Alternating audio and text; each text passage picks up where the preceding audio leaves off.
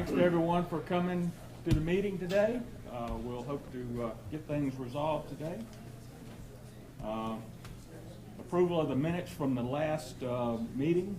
Hope everyone has had a chance to look them over. If you haven't, do so now, please.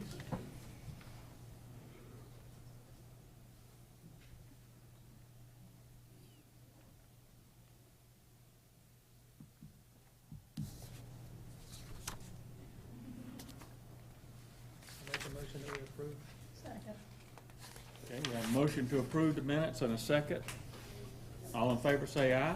Aye. Any opposed? All right, the minutes have been approved. I was not looking. Can you tell me who made the motion and who did the second, please? Thank you, sorry. I'll do better. We didn't know who made the motion and who seconded it. You said it was your fault. I'll take it. All right, public comment. We have three speakers tonight. A person who lives at 115 Leyland Way. If you could state your name as well, I can't quite read it.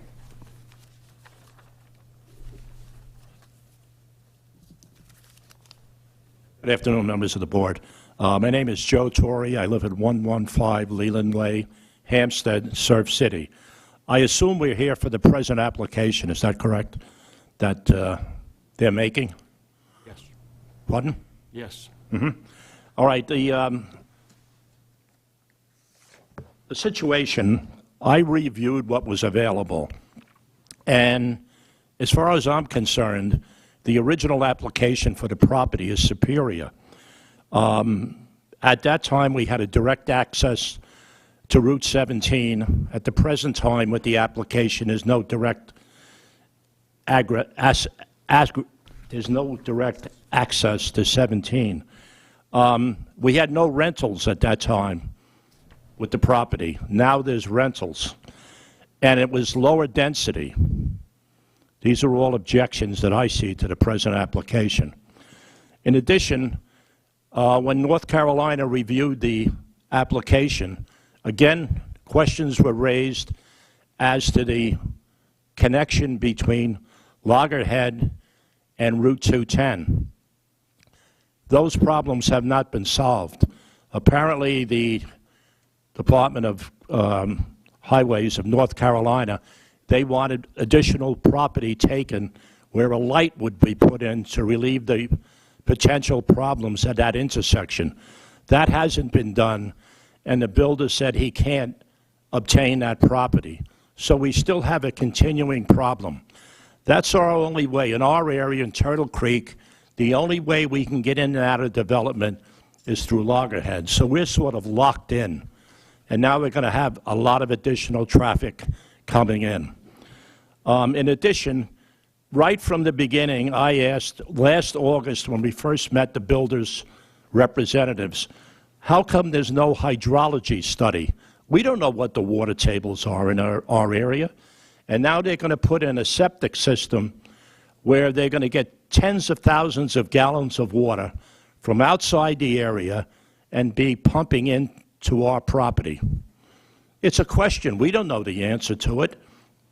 And additionally, as far as the setbacks on their application, they're talking about 25 feet near the pond where I live. That is not adequate. We would demand at least 50, 75 feet to protect the area. For these reasons, and the fact that there should be alternate uses for the property, possibly senior citizen housing, which would solve a lot of the problems with density and the problems at the school, or they could use higher-priced homes, maybe homes that were a third of an acre, half acre, or an acre. So there are alternatives to this program that they're presenting. For these reasons, I request the board to deny the application, send it back to the builder for further study and an alternate plan. Thank you. Thank you.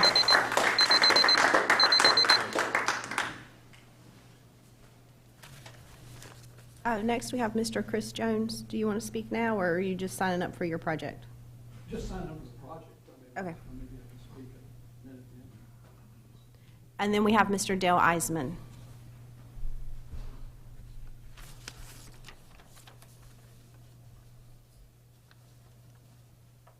Good afternoon again, Mr. Chairman and members. Thank you for allowing me and my neighbors to speak and for your attention to this proposal. I have submitted a written statement detailing some of the concerns that Turtle Creek residents continue to have with this project. It covers Applewood Trace's impact on our roadways and schools, as well as some safety concerns related to the Farmers Pond on the Turtle Creek boundary with Applewood Trace.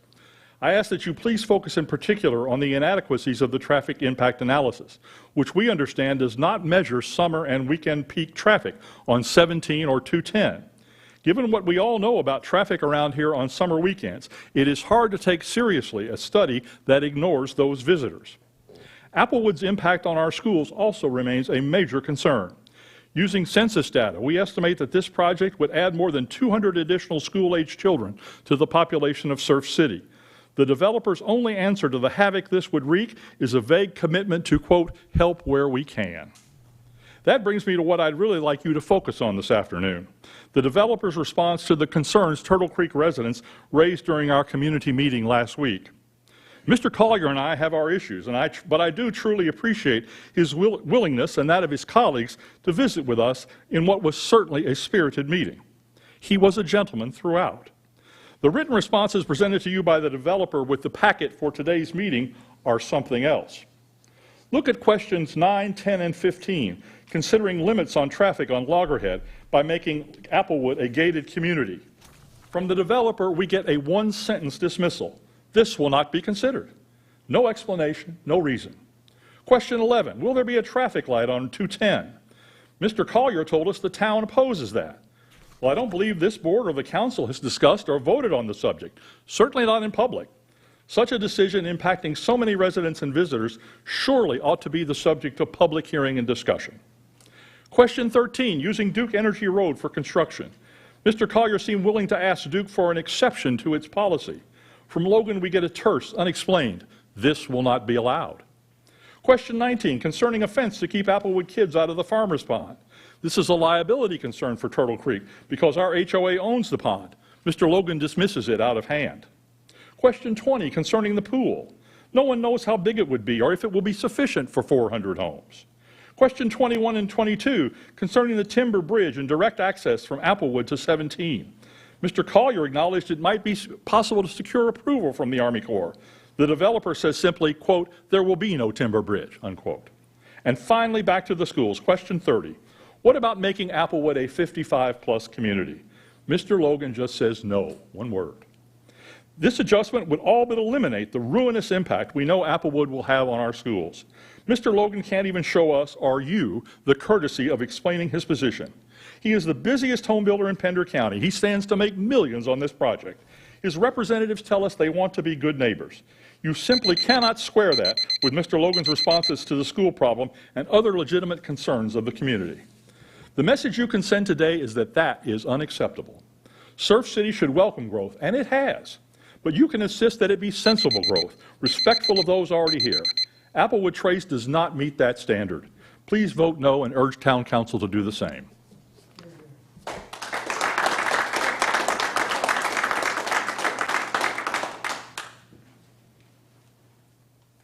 Thank you for your comments. We do not have anybody else signed up. All right. The rezoning of Applewood Trace.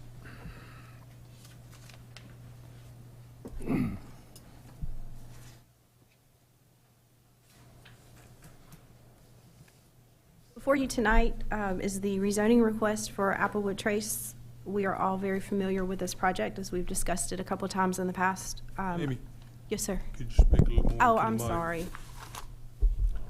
I got my hearing aids in, they can't hear you. Chris fusses at me. He says I don't talk into this well enough. So we're talking about Applewood Trace. We've already talked about it a few times. I am not going to read through the staff report again. Just going to kind of give you some high-level comments. We know the background, that this project's been around since 2006. It originally started with 422 total homes. 350 were left unbuilt. Logan Homes has purchased the property and has come in with a couple of different iterations.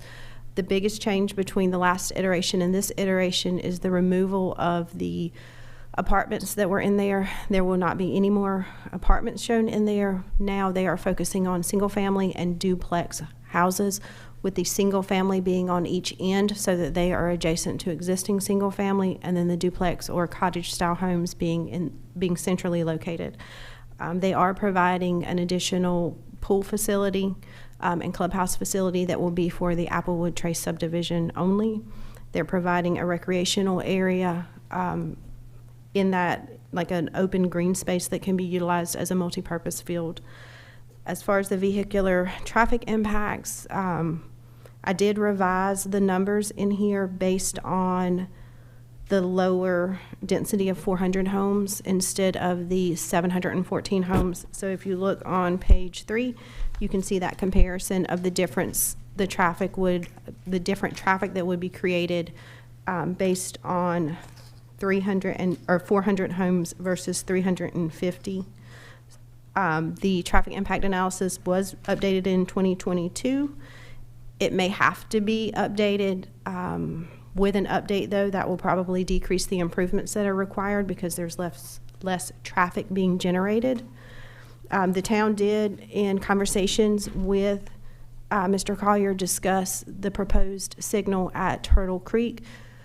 The town is concerned with offset signals because Becky's Creek does not align with Loggerhead Boulevard, and without buying property from from another landowner, that that non-offset intersection could not be created.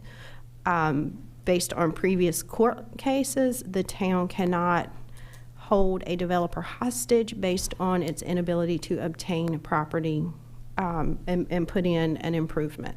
So that is something that the town has been looking at with Mr. Collier, and did request that they ask the traffic engineers to look at an alternative such as a peanut about, which is kind of a peanut-shaped roundabout to allow a safer movement in there. So we are definitely looking at alternatives for that intersection and trying to determine the best and safest improvement that benefits everybody utilizing that roadway. Which intersection you talking about? Where Loggerhead comes out to 210, and then Becky's Creek is one way or the other. They're offset. Yeah. So if you put a signal, I don't know exactly how you would work it. Plus you've got Atkinson Loop coming in at an odd angle and very close. So there's just a lot of challenges to designing that signal. So yes, we have concerns with the signal there, and we are requesting that the traffic engineers look at safer alternatives. So again, beyond that, the main changes are the reduction from 714 to 400 units, the removal of the apartments, and then the applicant will be working with the town on sewer capacity. So we have the ability to treat sewer. We don't necessarily have the ability to dispose of it. So the applicant will be working with us to provide a disposal site for treated effluent, and then we, the town, would manage the treatment of that, and then the disposal of that would be managed by the town. There was a big concern about a homeowners association owning and managing a package plant. So this is removing that completely from the situation. And then the connection to 17 was removed.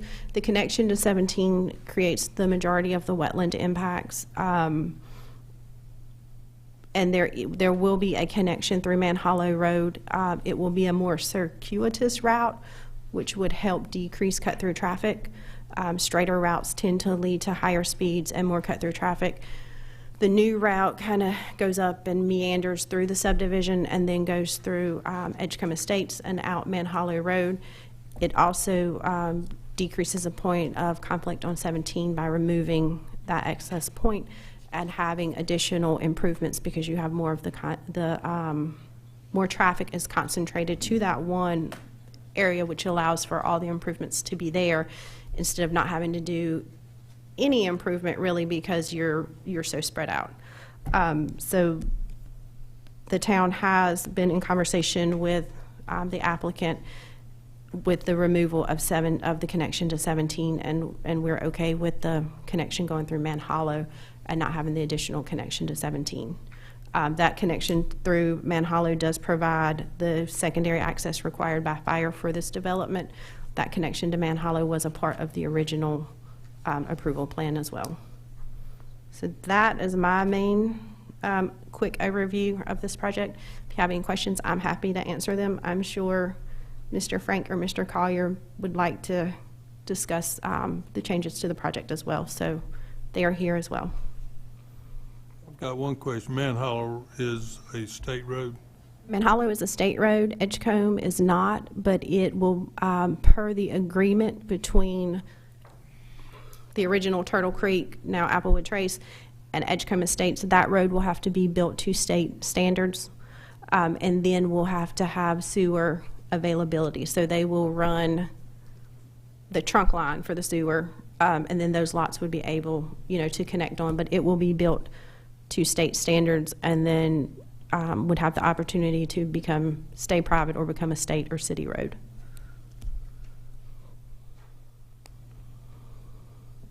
Amy, remind me, in the original approval, there was a connection to 17, correct? Yes, ma'am.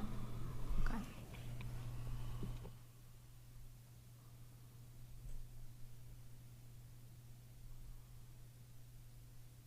So there was 3 total in the original? Originally, there was 3 total connections, and now there are 2. So given the fact that I think everybody here is concerned about the impact of Highway 210 with traffic, is it not an option to keep the Highway 217 connection? So we are keeping one connection to 17, so there still is, a connection to 17. A direct connection? You had it in the last proposal. We did have that, an additional connection. It ties into Man Hollow. It's not a direct connection, but it's not a bad connection either. It's a short connection to cut over to Man Hollow and come up. The majority of people that would live in this neighborhood, if they work in Jacksonville or Wilmington, the majority of them are going to come out to 17 anyway.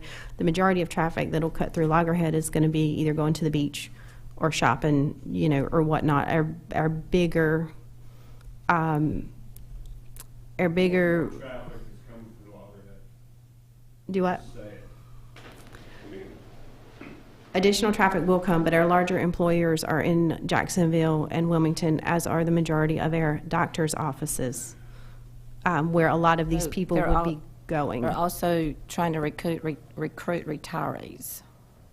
They have said that they do not want to market this as a 55-plus subdivision, so they're open to whoever wants to come. There's a potential that it will be a high military or high retiree. It could be anybody. You know what percentage will be rentals, just out of curiosity? Do you know what percentage you plan to have as rentals? A little over half.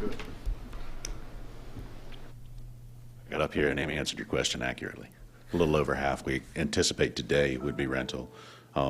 It'd be a phased development, and so we don't know what the market will absorb, but as we stand here today, that's what our best guess is.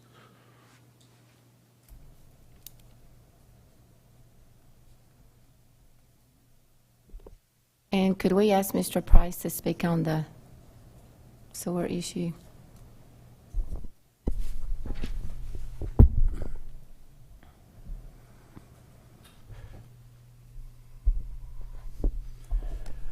Yes, ma'am. As you know, we have our sewer issues, but they are in the disposal side of things. We do have a 1.5 million gallon day plant. Currently, that's only looking at about 50% treatment, but we are 100% of disposal. After hearing the community and hearing the planning board last time, what we heard was that the treatment was the issue that people had a problem with, and that being managed under a private system. So in meeting with Logan's representatives, we came up with a solution that benefits. Currently, their site will service 200,000 gallons per day. They're taking 150,000 gallons a day for the homes they're planning on building. The city will take the rest of the 50,000 gallons per day to be used for the community. They will build a pipe from the wastewater plant to the disposal site at Applewood and build it and ensure it's working before they get certificate of occupancy. Once everything's working, Surf City would take over ownership of that and maintain it. Who pays for the line from the Applewood Trace to the treatment plant? Applewood Trace will. As far as disposal of this treated material, rain and so forth can delay treatment just like it does now as far as your disposal of it? No, this is a subsurface system, sir. This is something that we are also trying to do at our wastewater plant. Rain does not affect it. This is not a Subsurface. subsurface, yes, sir. Where exactly is this? It's not the original disposal field off in the, Yes, sir, it is. it is. Yes, sir. So that area between units is not affected, that, where this playground area, that's not, it's not in there. There's a, I think it's a 3-acre piece right in the middle of the planned development. That is the disposal field. What got deleted was the wastewater treatment facility on the, I guess that would be the southern side of the project. Yeah, where it says recreation center on the map. Yeah. Yeah, that's the disposal fields. That's where it'll be. Yeah, it'd be 3 to 5 feet underneath that. And the hydrology will let that, allow that to happen? Yeah, hydrology shows it'd take 200,000 gallons a day. I'm sorry, Hydrology says it'd take 200,000 gallons a day. that's a bunch. Yes, sir.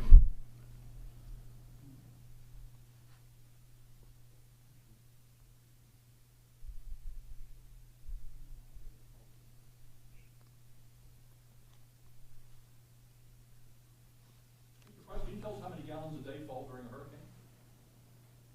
Depends on your hurricane, sir. Well, let's say a Cat 3 right in the middle. During Florence, it's probably our worst rainfall. We got about 36 inches of rain. That was during Florence. That's the worst one I've been through. Well, we know how many gallons that amounts to against your 200,000. I'm not understanding your question, sir. You said the site could take 200,000 gallons a day. The subsurface system will. Right, so presumably that rain would filter down to the subsurface system. How many gallons of rain come in a Cat 3?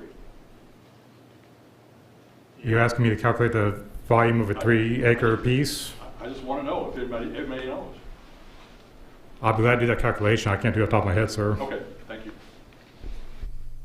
I'm not sure I understand. How much of the rainfall goes into the wastewater treatment system? Are you referring to I&I, sir? Are you asking if the rain falls on the field, does that change the ability of the field to absorb the water? Yes, ma'am. In other words, if you're already putting 200,000 gallons a day, how much more comes down during a Category 3 that would inundate that field and create a flooding situation?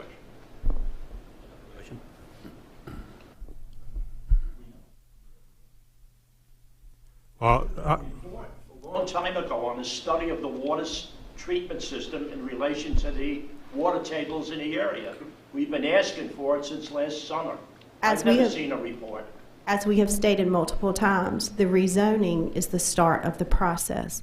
None of those reports will be completed until the property is rezoned. If we find that this is not permitted or does not work through permitting, then they will not be allowed to build. This is step one. Step one is to get it rezoned and to do the traffic impact analysis. Once that's done, we don't just walk away and say, here's a project, go build it.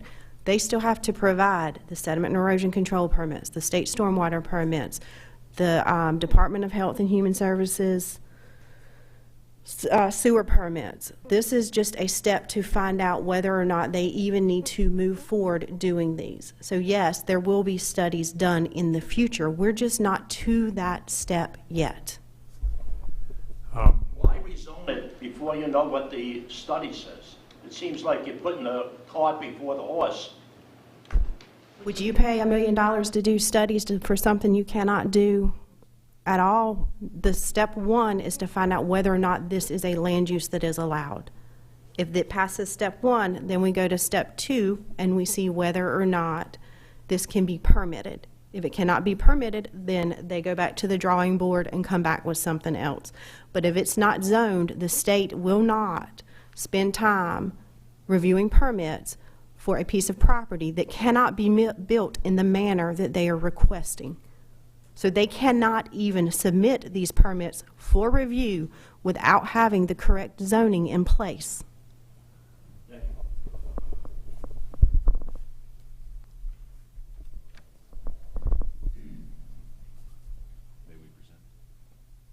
She's the boss.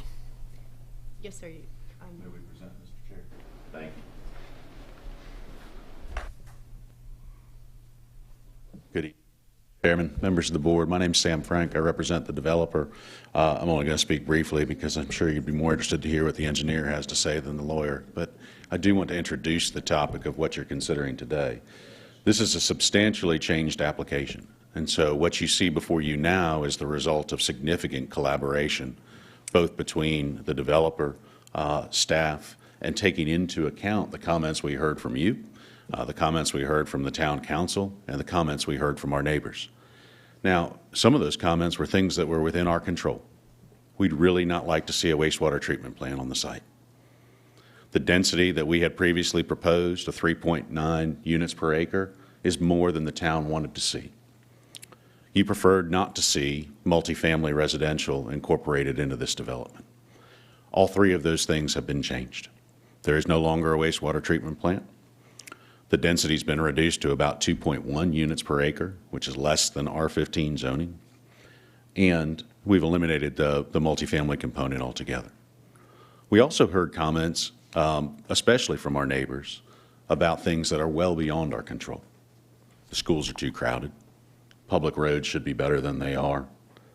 And we kind of like that land being vacant exactly the way it always has been.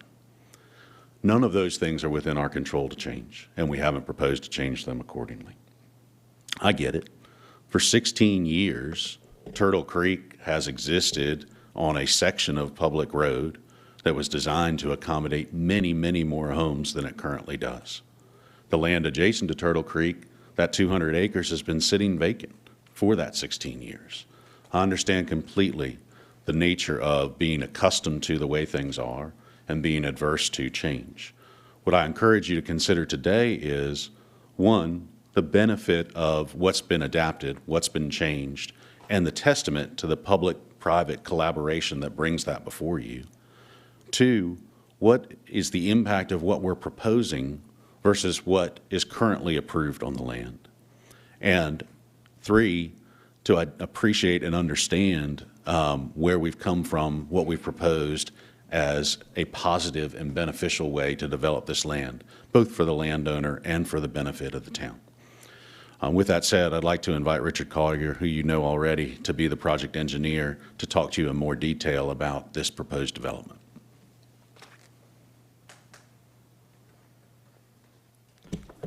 Good evening. Hope you all were doing well today. So, well, I'll try to be very brief and not rehash a lot of things that we've done, but I want to make sure we go over the items in our application that have changed since the last time we all met, and you know what types of things we are doing as we move forward. So we have had a very nice meeting last week with the Turtle Creek homeowners. Very nice meeting. I enjoy meeting them all. It was spirited, I think, as Mr. Eisman said. That's probably the best word that I could come up with for it. But we did have very good discussions, and Then as the comments came back in, I don't think the intent was for them to be one-word answers, but I think in timing, that's just the way they got presented back. So I'll try to explain some of those as we go through this tonight, too. First and foremost, we've changed the unit count, the density of the property. The density has gone down to, we're at saying the number's 400. The maps you have in front of you are 399 units. There are 181 that are true single-family homes, and there are 218 that are in our cottage development. Cottages can be a one-unit building, like I don't want to call it a tiny house, but I'll have to use that as probably the best I can give you in size, or a duplex unit. There are some duplexes in there as well. Those are the rental units that were asked about earlier. In the case, they don't all have to be rental. Some of those can be for sale as well. It just depends on how someone comes forward. We have taken the single-family residential neighborhoods. There are 81 that are adjacent to the existing Turtle Creek neighborhood now, and there are 100 that would be adjacent to the existing Edgecombe Estates neighborhood. So we have taken the land uses, single-family to single-family, adjacent to each of the existing single-family neighborhoods, and the area that would be considered the cottages, what appears to be a higher density, that is surrounded by wetlands in most cases and protected visually from everyone around it, quite honestly. So there's not, it's not that anything that's of a higher density is not close to single-family residential. The connection from Highway 17, excuse me, via Man Hollow Drive, to me, I understand everyone's wanting a direct access to 17 or having a third access or those things. But the other thing we hear is that folks are going to find their way to cut through the neighborhood to get out Loggerhead to 210, potentially to get to the beach. And they discussed this at length last week. Is that a true statement? Probably it is a true statement. But the idea of making it more difficult for someone to cut through there is a little bit better than me putting a direct access on 17 that connects almost directly to 210. I'm sure that I have arguments on both sides of that coin, so I won't belabor it. But we looked at the third connection. We did have it in our previous proposal. We put it in because it was at the request of everyone. I told everyone at the time that a timber bridge would be looked upon more favorably by the Corps. It doesn't mean they would approve it. I could put it on the plan again today, and the Corps can still tell me they're not going to approve it. It takes 3 bridges, 3 wetland crossings, and they don't want any more impacts on our land or any of the other lands because it comes from an original wetland report that was done in 2006 and 7 with the original development. So we're trying to honor the Corps' request at the same time. Other things that have changed, we did remove the wastewater treatment plant. That was a large issue to everyone, the treatment of it on site. So we have worked with the town. We talked with them that the town needs disposal area. We have very good soils in the area that we have shown that would accept 200,000 gallons per day. That means in subsurface categories, you never see it. It's not a spray field. It's not raw sewage. It's not any of those things. It's drinking water standards, but the way the permitting is, the town can't say it's drinking water standards by permit, but that's what it's treated to, the limits, the effluent disposal treatment. So that's what would be pumped back to Turtle Creek via this 17,500 or so feet force main that we have to extend down the public streets to get into Applewood Trace, and then come under the wetlands, bore under the wetlands by where we come out from the school. We already have committed to putting in the above-ground bridge that would allow kids to go back and forth to the school across the bridge. So we've got that in. I'm already going to be dealing with a impact in that area. So we will have the water crossing and the sanitary sewer crossing, the force main, under that one area, so it's all compact into one place. So we would put that in. We would build this disposal site that we were building originally. We would have it in place, get it operational. Once the town has gotten to the point that the state has accepted the certification and the town accepted the facilities, then is when we would be able to actually get a CO on a house for someone to move in. We can't get a CO until that force main and disposal site is activated for the town. The other piece that we have to do, we have to build gravity system in our own neighborhoods, as all the other neighborhoods have. It would be collected in a pumping station that the town would then take the pumping station over as well, or at least we would discuss that with the town. That would be pumped to a force main up on Highway 17. There's an existing town force main that runs along 17 that then takes that wastewater to the treatment plant for treatment. How do you get to 17?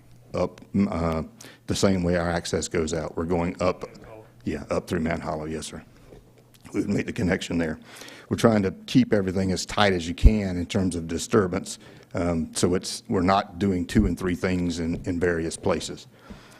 What's the other thing? The density part, Sam mentioned the density part. It has gone down dramatically in volume of numbers and also in dwelling units per acre. We are certainly acceptable to all the conditions that the town has put in your report this evening. The condition remains in that if there is any construction traffic on Loggerhead Boulevard, that we would do a pre and a post inspection of the road. If we find out after it is done that the road has been damaged due to construction or whatever the reason is, then we are obligated to go back and repair the road to the town's standards. And that's a commitment that we've made in the conditions of the rezoning. There's also, there will be gated access, construction gated access to the property, so that during the construction there's not a chance of folks either getting in or something coming out that shouldn't be. So it's trying to be as secure as we can be with the construction practices that are going on. We will be, or we are obligated through an easement that Ms. Kimes mentioned with Edgecombe Estates to upgrade their road. So the Edgecombe Road, we rebuild it and add utilities in it. It has water today, but they don't have sanitary sewer. So part of the discussion with the town is that we would extend that, put that sewer in as well. It would come to our same pump station and be pumped out and treated and then come back. So the lots that are today town lots would then have the availability of sanitary sewer if they're sold. The notion has been put out in the public that we are going around people or above people and getting capacity. I want to make sure that's as clear as it can be. We're not going around or above anyone. We're providing a way to treat our own or dispose of our own wastewater and provide additional disposal area for the town, so that we're not getting something and taking away from somebody else. We're adding to your system so that we're able to dispose of our own wastewater, for lack of a better word. What questions do you have of me? I'd certainly like to answer them. I don't want to belabor a point. I can go through the maps with you if you would like and point particular things out. I think you see in your discussions we do have an RV and boat storage facility now that's in place. Is that fenced off? Yes, sir, it will be fenced off. The build out is when? It's about a 7-year build out from when, so if we began building in 24, it would be 31. Does that mean that in 2030 or 2031 you will come back and look at Loggerhead Road to see if it needs fixing? Yes, and if it becomes evident during construction that there's something that's been created, then we're certainly going to take care of that then also. Now, there are things that we need to make sure everyone deals with up front. There is some drainage things, and I've told the folks at the Homeowners Association I'd certainly help them with looking at that to see how the repairs could be done. I understand the town has maintenance.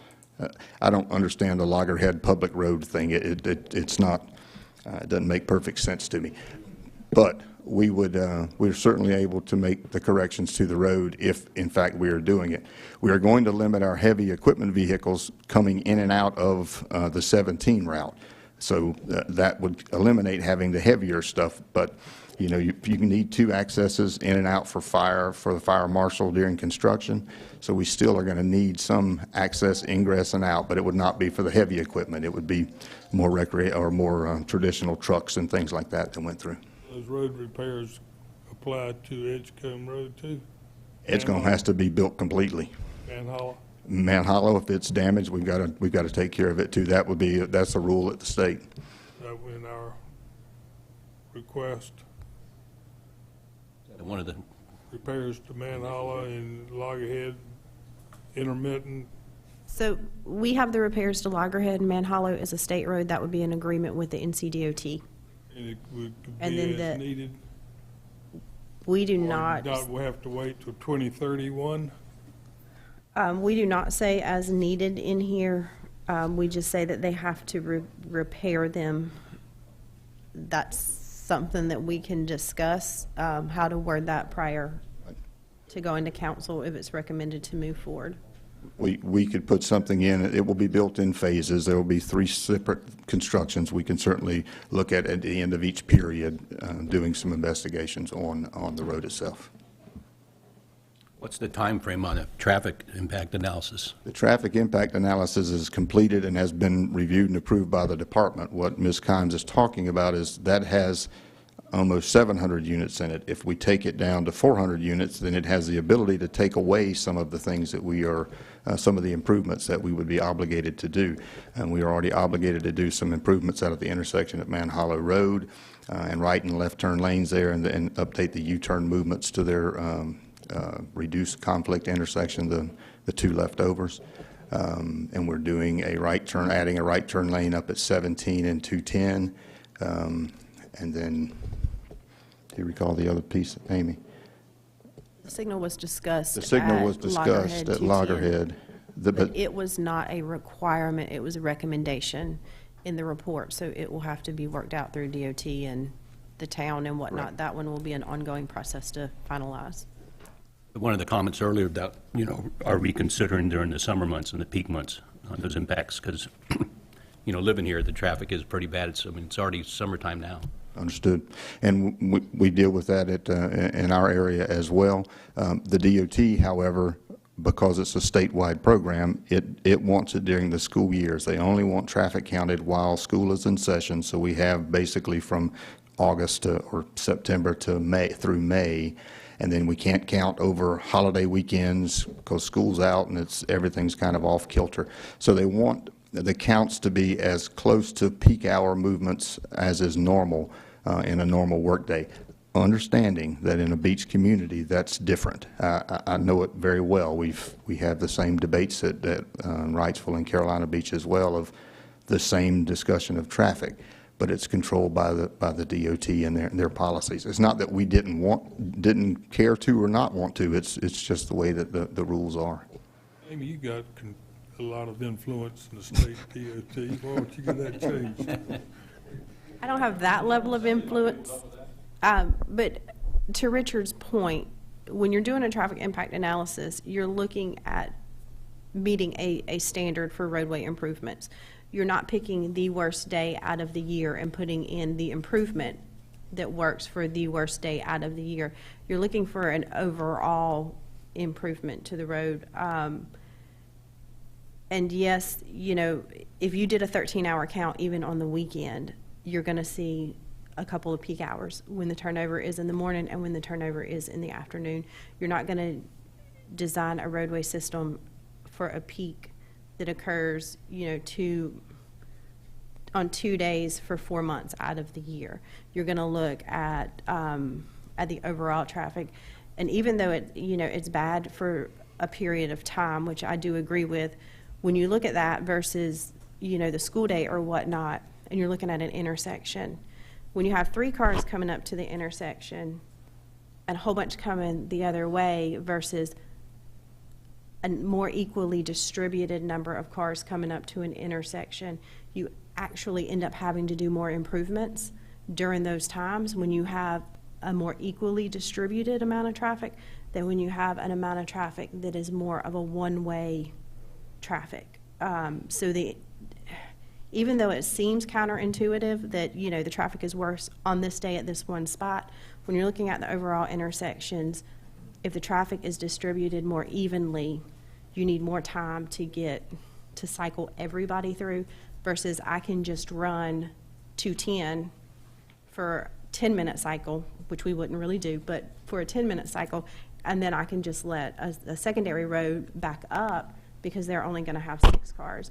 Where in the mornings, going to school, when you're looking at all the other school traffic coming in, Turtle Creek has 15 cars coming out because they're all going to school at the same time that everybody else is going to school. So their queue in Turtle Creek is actually longer quite often, and in other communities as well.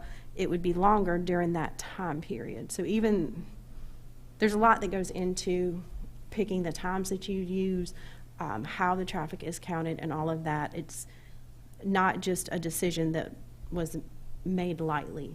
Can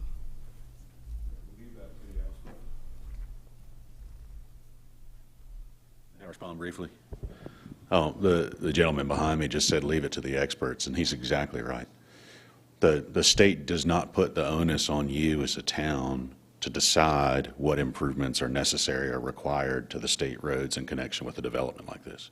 The process is that we are compelled, once we hit a threshold where the development will produce a certain number of trips, we're compelled to do a traffic impact analysis, and then we are subsequently compelled to have that impact analysis reviewed by the state, and the state recommends certain improvements to the state roads in connection with the same, and we're on the hook to take care of whatever improvements they recommend. And so this is not a scenario where either we or you is on the hook to figure out what's appropriate and what needs to be done. I don't think we have a traffic engineer in the room. That process is well established, and from our perspective, it's not entirely fair that developers are asked to make improvements to public rights-of-way, but it is what it is. And the process by which we reach the conclusion about what improvements we're compelled to make is a well-established and well-refined process that's handled by the experts. I think that's understood by many of you, and forgive me if I'm explaining something that you already knew. I know there's a lot of folks in the room who have opinions and thoughts about it, and so I thought it worth explaining for the benefit of all. Thank you for the opportunity to do so. Being that we understand that the state has kind of a blanket equation for determining traffic flow, but we all understand, because of Wrightsville Beach and Carolina Beach, that there's really a little more to that. Would you consider adding a third direct, or just a direct access to 17 to help ease the mind of a lot of folks? I know it's expensive, but to me, you're getting as close as you can to the original if you were willing to do something like that, and that sounds like a fair request. I would say that it is probably a fair request to be made. I would say that I don't think that I'll ever get the bridges approved by the Corps. I may not. I don't know. I think I've been told in the last week. I've said it both ways, and I probably have. But it is purely, it's a Corps matter more than it is a construction matter for us. We're also looking at not necessarily the cost of these bridges, but it is purely what we're going to do in impacts of the wetlands, and if we can even get past that. So I don't know that it's something I could stand here tonight, and I don't think Sam could stand here tonight and say, yes, sir, we can do that, or no, sir, we won't do that. Would you be willing to put it on your submittal to see and go through the steps to see if it gets approved? Regardless, if I put it on there, now I'm tied to a site plan. If my site plan says I've got to have an access to the road, the Corps doesn't approve it, now I've got to come back again, ask you guys to remove it. That's my hiccup with all of it right now, is that we are looking at a plan, a site-specific plan that we are willing to build. And that if it includes that connection, then we are obligated in a way to at least force the issue as long as we can. And I don't have control over what the Corps will do. Please consider also, we're not talking about the number of people that go to the beach, right? I mean, the total number of people that come on a holiday weekend to go to the beach is not greater or fewer based on this having one point of connection to 17 or 2. What we're talking about is how many of those people who are going to the beach choose to drive through these residential neighborhoods to get there. And if we were to establish that direct additional connection to Route 17, that would encourage more through traffic through Applewood Trace and through Turtle Creek than as we proposed it on the plan today. That additional point of access doesn't reduce the through traffic burden, it would increase it. And I ask you to consider that in connection with your question. I understand. I feel like you could make that direct connection miserable enough that people wouldn't, they wouldn't use it unless they lived in that area, whether it's speed bumps or whatever. speed control we could put in to make things move slowly enough that it wasn't worth it. But it would give people a way out that weren't going to the beach. Maybe they're going shopping or something. And it would just be a lot closer to the original approved plan. It was on, and you had it on the last site plan. You're referring to the site plan from 2006 or the site plan we presented to you a year ago? Previous. Yeah. And the economics of it with 714 units was something that was more viable for us to pursue. As Richard described, that's not an inexpensive, it's a very complicated and expensive road if we could even get it approved. And therefore, the more we've learned about it, the more concerned we are about it, both as being truly an asset to the community and to the town, and also ultimately its likelihood of being approved, and that's why we've proposed it to you as we have today. With regard to your first comment about people leaving the neighborhood who are not going towards the beach, there is a means of egress. I mean, there is a means of egress to Route 17 exactly for that reason. And so while it is a public road that I don't know that we'd be able to put speed bumps on or make it difficult to get through, I would say that if there are two places to turn off 17 and cut through these neighborhoods to get to the beach versus one, you're going to see more through traffic than less, no matter how circuitous we make those routes. I personally feel like the single access would, for a cut-through purposes, would be so painful people wouldn't use it. That is the Going through all those turns and stops and lefts and rights and all that kind of stuff you got here. It would not be fall off a log, simple, straight shot. That is the design intent, sir, yes. That 25-mile-an-hour road as well. So if I could add on, Stops out there. I would like to add on to what Mr. Williams was saying, a couple of things.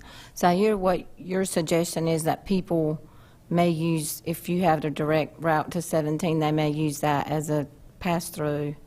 But also, if that were to occur, the way I would see it, that the people who are living in Applewood Trace that are not trying to get to the beach, they would still use maybe that direct access to 17, so it still could lessen traffic.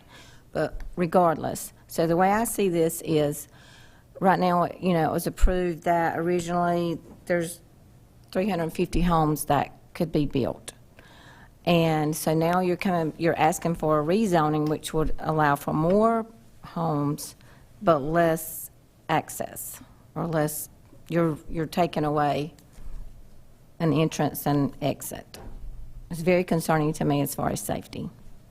And from our perspective, we're proposing a better design. The design you're referring to is from 2005, 2004? 2006, thank you. And we weren't responsible for it. We didn't have none of us had our name on that. At the time, it was not, it may have matched the market then, and it may have matched the understanding of how traffic works then. We don't think that it's an appropriate design today. And with regard to through traffic, there's no question in my mind that a single point of access, as Mr. Ward described, reduces through traffic as opposed to two off of 17. With regard to ingress and, more importantly, egress out of the neighborhood, the middle part of the development, what we're proposing for development now, has good access to 17 by egress off of Man Hollow. And to the extent that the existing single-family homes in Turtle Creek wanted the choice to make direct egress to 17, they still could. I would contend that the internal traffic from those homes and whatever benefit there might be to a third point of connection, a second point of connection on 17, would be of far less impact than the increase in through traffic from people who don't live in the town and don't pay taxes in the town. And thank you for sharing your concern. I understand. It has been a safety issue from day one, and it still is. And I continue to hear traffic impact analysis. I mean, that's our biggest concern, and you're wanting to take and part of that away. So prior to the PUD approval in 2006, this land was zoned R10, 10,000 square foot minimum lot size on 200 acres. And so by right, someone could have developed approximately 600 single-family homes without establishing any specific points of new interconnectivity. What we're proposing today is substantially less in terms of the number of vehicles, and it includes specific accommodation for the primary points of access. And so, yes, more development of land results in more cars. This land won't stay vacant forever.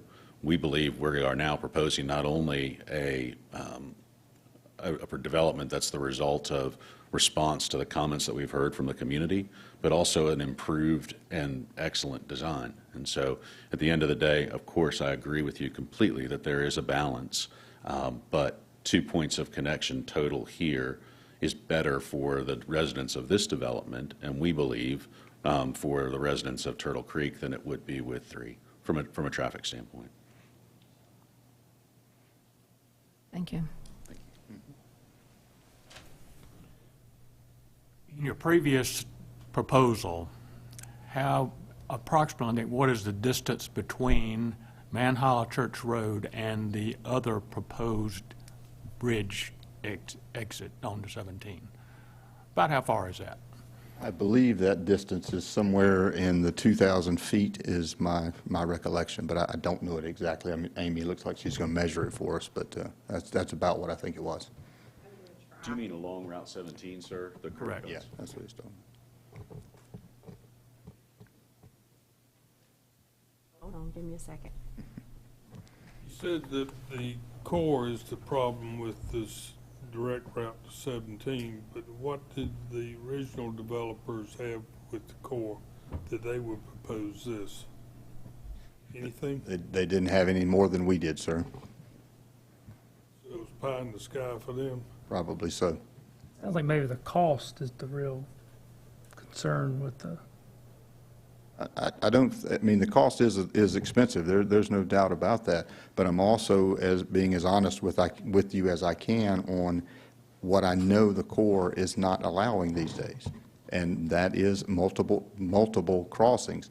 We have, I think they gave the original development, and the number is like 1.18 acres, and they have stuck to that number. Well, that's already been impacted, so now we're at 0. I don't have the tolerance to go back in and do a half acre of impact for, you know, a normal PCN process, or less than 1/10 of an acre is I get to write a letter and it goes out, or even go back and do another individual permit. They've already told us. Sam and I sat in a meeting with them one day, and they said, we don't want any more impacts. The bridges are the closest we can get with timber bridges, because that is something that they will at least entertain at certain times. The other part we wanted, if we were putting bridges in, was that it would be a public street, but the town doesn't want bridges in their streets, and certainly not a timber bridge. Where did the 1.8 acres get absorbed? It's down in that first phase adjacent to Turtle Creek. I don't have the map with me right now, but I could point on a map and show it to you, but there was 1.18 acres is their total. You want me to pull back up your current site plan or just the GIS? I'd have to look at the original plan by the 2006 plan to show it. Here it is. I might have it.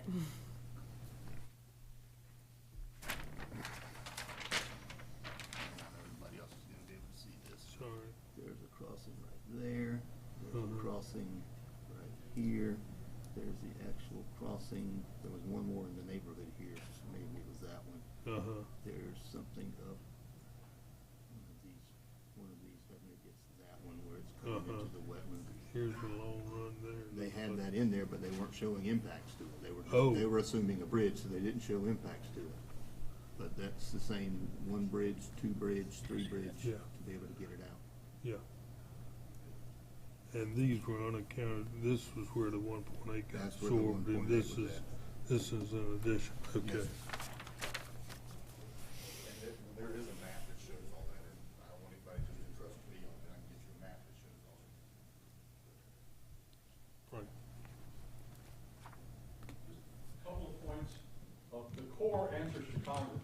A few phone calls from the right members work wonders getting the Corps to change its positions on If we knew lots and that, lots we of would have things. had beach nourishment 15 years ago, sir. I understand, I understand.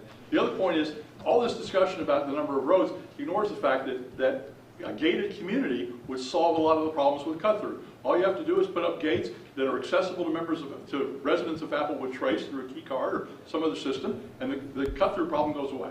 The town does not allow. allow those, do we, Amy? We do not allow gated roads in the town of Surf City in communities. It is against our ordinances. And you can work on getting that changed, but at this point, it is against our ordinances, and I cannot request them to do it. It has also tried to be changed twice since I've been here, and has been denied by council both times. The intent is to not have gated communities. It decreases our fire and emergency responses and creates issues.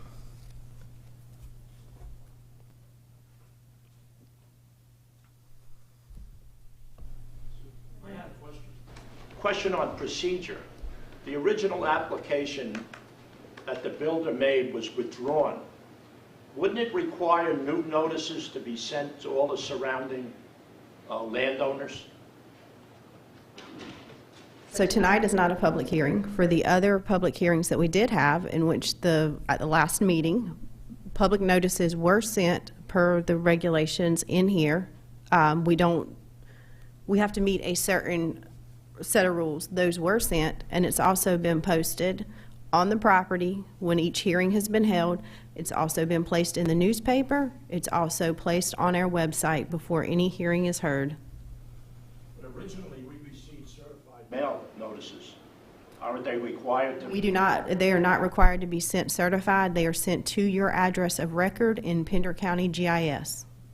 So if your property required that you receive a notice and your address is correct on Pender County GIS, then one was mailed to you each time that a public hearing was held. Have been received. Not received. Not received. Not everyone in Turtle Creek is required to get one. Well, I'm a surrounding landowner, so. I got one before. Yeah, I had a certified letter sent. I had a The signed. first one was certified, but the ordinance does not require certifications. Those went up significantly during COVID. Cost went from like $2 to $5. We are now sending them first-class mail according to the ordinance. Well, I didn't receive any notice. All I can do is mail them, put it in the paper, put it on the website, and post a sign out front, all of which was done.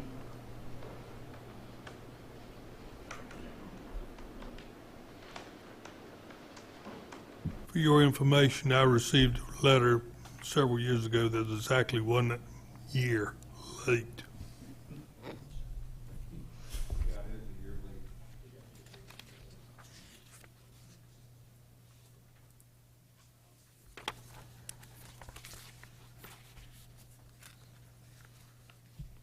Have you guys discussed with Amy the 10 items that she proposes to be added to any conditional approval? Yes, sir, we have, and we've accepted those conditions as written. Those you agree to? Yes, sir. And I think there was the discussion we had a little bit earlier of, excuse me, the timing of when we would make improvements to the loggerhead if construction traffic was damaging it. And I said that we would talk about doing it after each phase rather than it being at the end, as Mr. Ward said, 7 years later.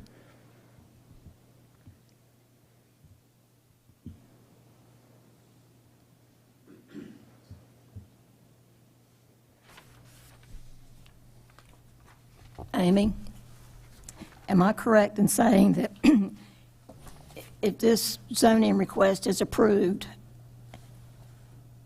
and they build out the project, they've got green space and wetlands and all that left, that stays with the property forever and ever, amen? It cannot be sold off or anything else be done with it any other time?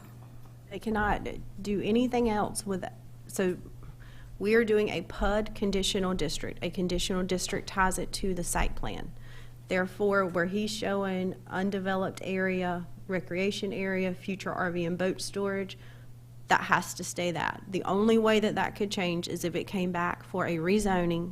If, say, he wanted to break off the undeveloped area that is surrounded by wetlands except for the parcels to the north of it. He would have to come back, get that area rezoned, and then go through the process of a subdivision. But nothing can vary from this plan except for minor tweaks with like if the radius wasn't shown exactly right on one of the turns on the road, we can do minor tweaks. If Burton's fire truck won't fit down the alley, then we can do a minor tweak to widen that road.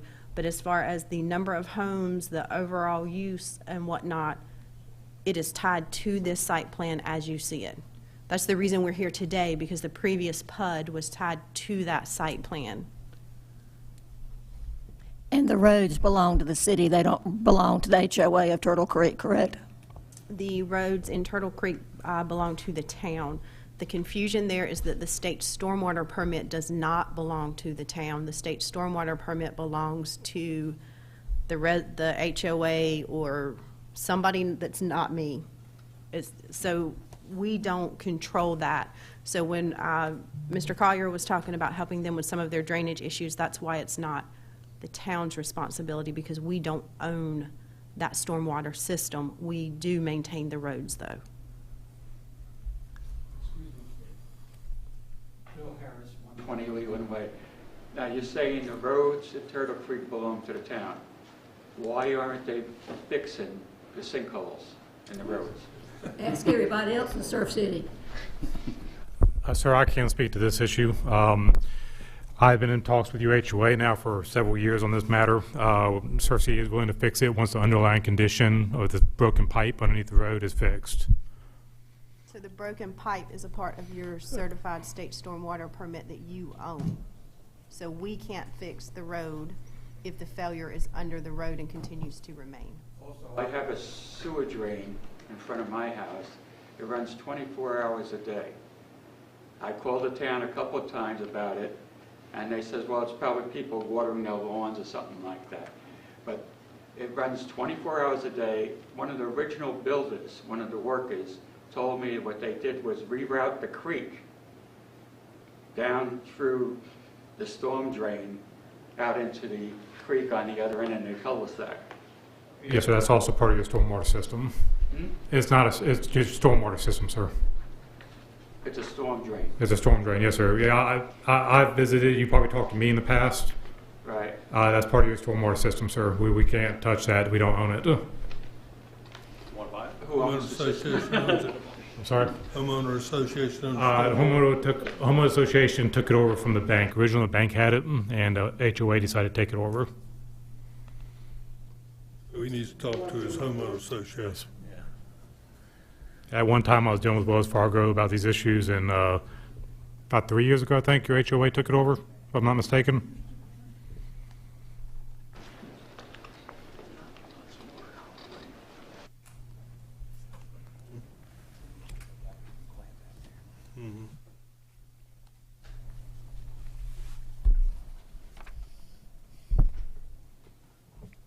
Mr. Collier? Yes, sir.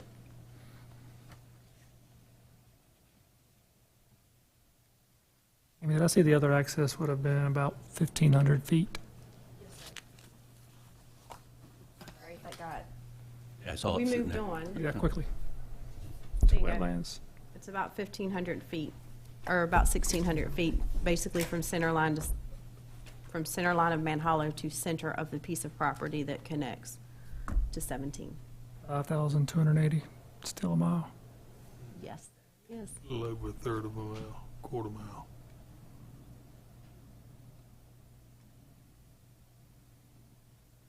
So 210 and Man Hollow now is just a straight shot to go to the north, to the southbound lanes. Do we know what DOT is going to recommend there as far as U-turns or? So,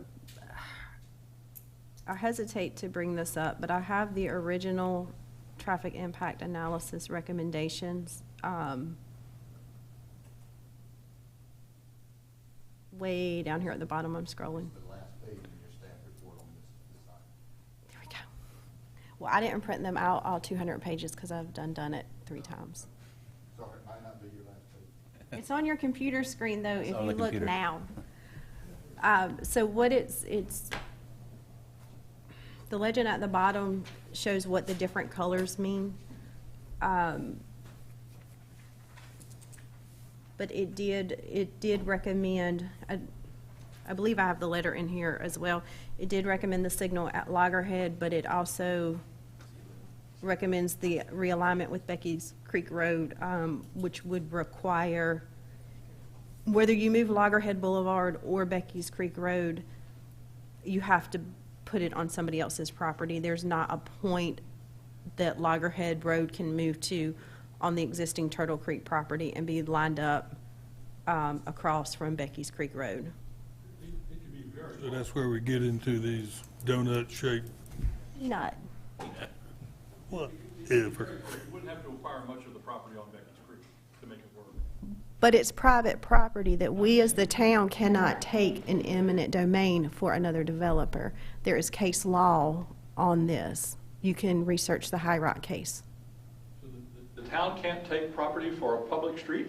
For a private development's purpose.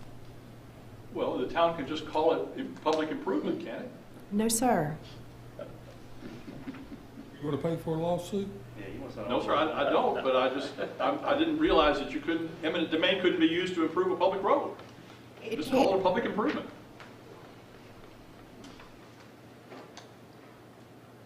People have tried that, and that is why there is case law. Okay.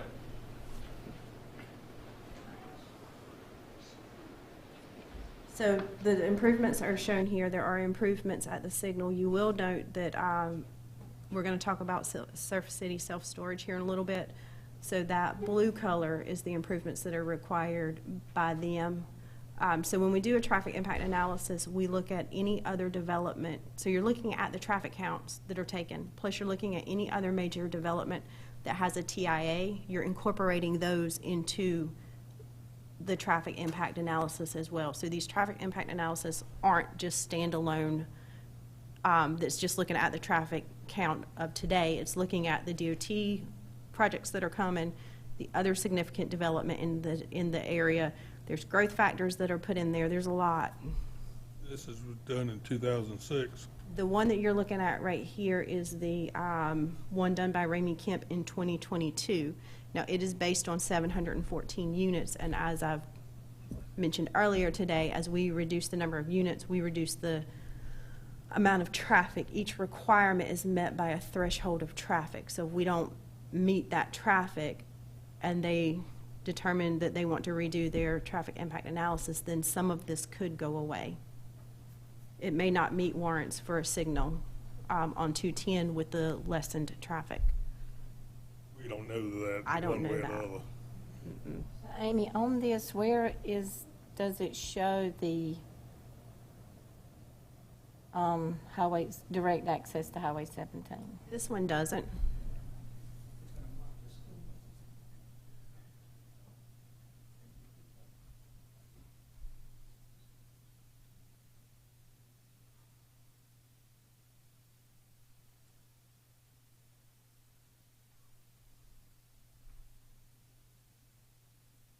If I may, on that example, there are improvements at 17 and 210. There's the U-turn, complete change of the U-turn at Man Hollow Road, turning it into two leftover with U-turn bulbs and a right turn lane going into Man Hollow Road. Then we have to improve the U-turn just north of that, which would be the next full crossover to extend one of the turn lanes out on the street.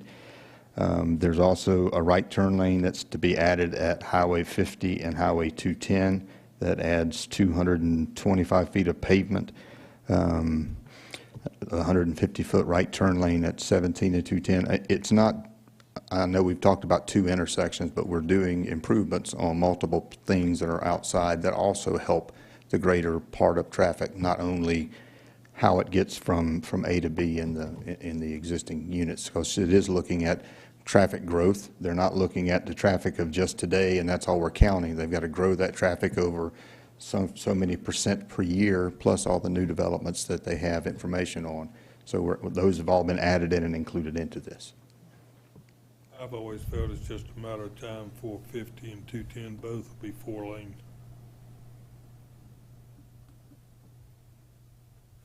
At the end of the day, we have a 2-lane bridge that's going to last 50 more years. That's what I didn't like about the 2-lane bridge.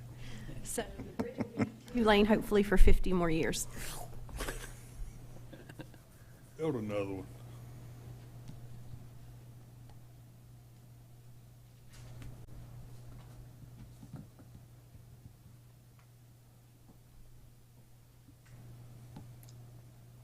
Any more questions, comments? I mean, as Amy mentioned earlier, you know, this is just step one. There's so many items that need to be addressed to go further down the road. So, I mean, with the town, you know, recommendation of if we approve it, I mean, again, there's just so many things that Logan's got to take care of to make it happen. It's just my comment.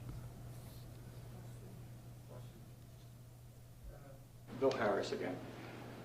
Would the town consider putting in speed bumps on Loggerhead to slow the traffic down? Because that's where a lot of the children in Phase 1 and Phase 2 play, by the clubhouse and the pool. We do not allow speed bumps in the town. We have issues with our fire trucks. We don't allow them on our maintained streets. Well, how can that go about to be changed? You can work through and try to get an ordinance change and a standard and specification that allows them. You would go through, depending on which chapter that falls in, you would either come through the planning board and then council, or you would go directly to council. But you would need to bring the information forward and make that ordinance changes. There's also a $300 processing fee associated with them, and you can apply for them online. Is that also true of rumble strips? Mr. Chairman, may I speak on the topic of traffic calming devices? Yes, you can. Yeah, thank you. Hello, board. Hello, public. What I wanted to speak on is traffic calming devices are specifically referenced in the Fire Code, North Carolina 2018. They have to be approved by the Fire Code official, and let me elaborate on why that is, because there is case study all over North Carolina and the country as a whole. They slow response times, they damage fire apparatus, and it's not just fire apparatus, it's police vehicles responding to emergencies, it's also EMS vehicles responding to emergencies. When you look at what constitutes a speed bump or a speed hump, traffic calming devices are also listed as gates, turnstiles, those type things. I've never seen a turnstile on a road. I think that's an antiquated term, but I think it's more like the traffic circles have been more successful in traffic calming than the older methods, which are speed bumps and rumble strips. The classic speed bump, if you will, is a sharp incline and decline, and they really do damage fire apparatus. So that's one of the reasons why the town has an ordinance over and beyond the fire code, but should not reduce the ordinance to less than what the state fire code is. That somewhat explain the question. Speed bumps. Sir. How come the schools is allowed to have speed bumps on their property? I'm not aware of speed bumps on Surf City K through 8 property. I've been out there and I know things change from time to time, but when I've been there in the last week, I've not viewed them.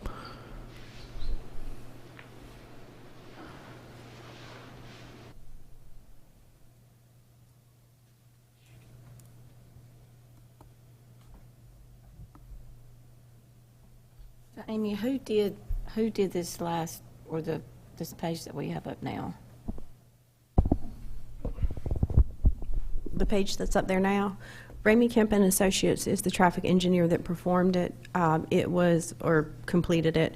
It was reviewed by the Department of Transportation, and they are the ones that signed off on it. So for this, any project that creates more than 3,000 daily trips requires a TIA through the Department of Transportation. So if they came in and knocked it down and only did 2,999 trips, they wouldn't even have to do a traffic impact analysis. That is what the DOT's threshold is. and it was reviewed by their district engineers and their traffic unit as well. When was that, did you say? The approval letter was on October 20th of 2022. These traffic impact analysis can take up to 6 months for review between. So basically, you go and you sit down with DOT and the people that are involved in it, and you come up with a scope, and you agree to what intersections you're going to study, what the growth factors are. You find out what DOT projects are in the works in the area, what other TIAs are in the work. You take all that information, you go in and you start it. And then there's a program that you put all of this information in. It does all of the modeling. Once they get that put in, it goes back to DOT. DOT checks to make sure that the model inputs are correct. I personally know one of the people that reviewed this, and I bet you she checked every number and made sure that everybody's math was right in there. So there are like 2 or 3 different stages that have to get approved to make sure that what you're inputting is correct before they'll even review the outputs. There's a whole program that models the traffic, sim traffic. You can run it and you can see the little cars running. It'll show you where it stops. It'll turn red. It'll turn green. It models the signals. It models, you can turn it on for courtesy gaps. You can turn it off for courtesy gaps. There's a lot that goes into modeling this. So when this was reviewed, there was still the direct access to 17. When this was reviewed, there was not a direct access to 17. This was started during the original submittal that did not show that direct access. And it was almost done before the third access was discussed. So they went ahead and finished out that review, knowing that if the third access ended up coming through, or if we cut the traffic in half, any of those things could necessitate a change in the TIA. Now, that being said, it should be a quicker review process when they do it this time, because the model is already fully built and you're going in and changing your trip distribution numbers. You're not building the model.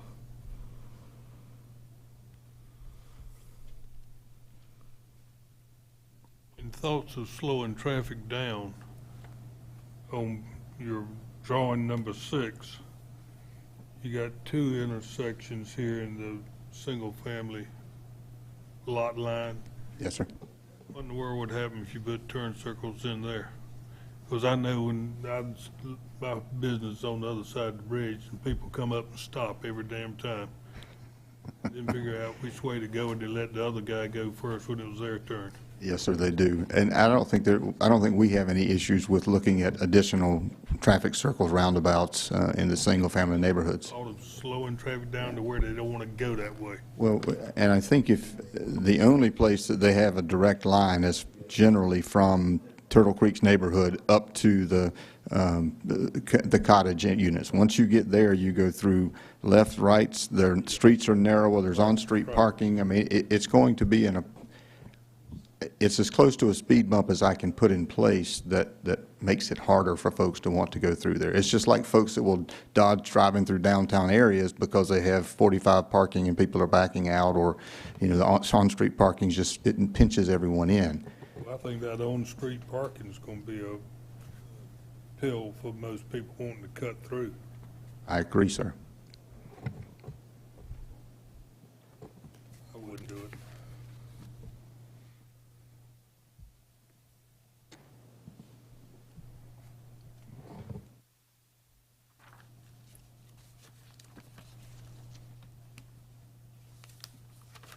What is the pleasure of the board? Do I have any motions?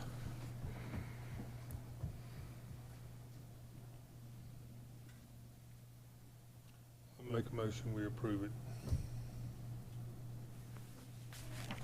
Okay, we'll make a motion to approve it with the 10 conditions. Plus what we've discussed today. There was a couple of discussions today, One about, possibility of the bridge. check that out. Can't do that. I mean, we can't approve it like that. So the modifications that you discussed were tying the road if they have to improve, repair loggerhead Quarterly, or by the phases, as we pull out each phase. Was there additional one? Because if so, I missed that one.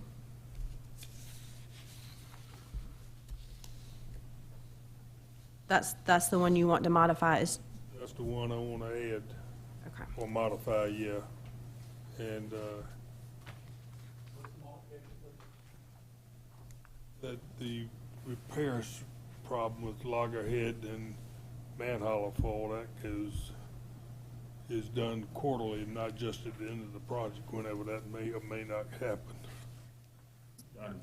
In phases. So- It's done by phases of the project. Mr. Frank, are you agreeable to adding just a sentence at the end, and Mr. Collier, to number 7 that says, these repairs will be reviewed and made at the end of each phase? Yes, ma'am. That's agreeable to the applicant.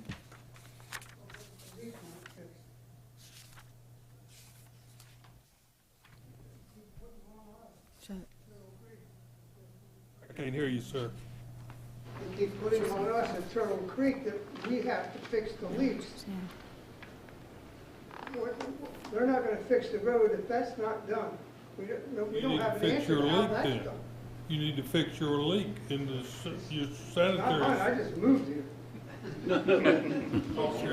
Talk to your homeowners association to get that corrected so the road can be fixed properly. We're not, the town of Surf Citizen, not throwing money out down a rat hole to fix something that's just gonna reoccur continuously.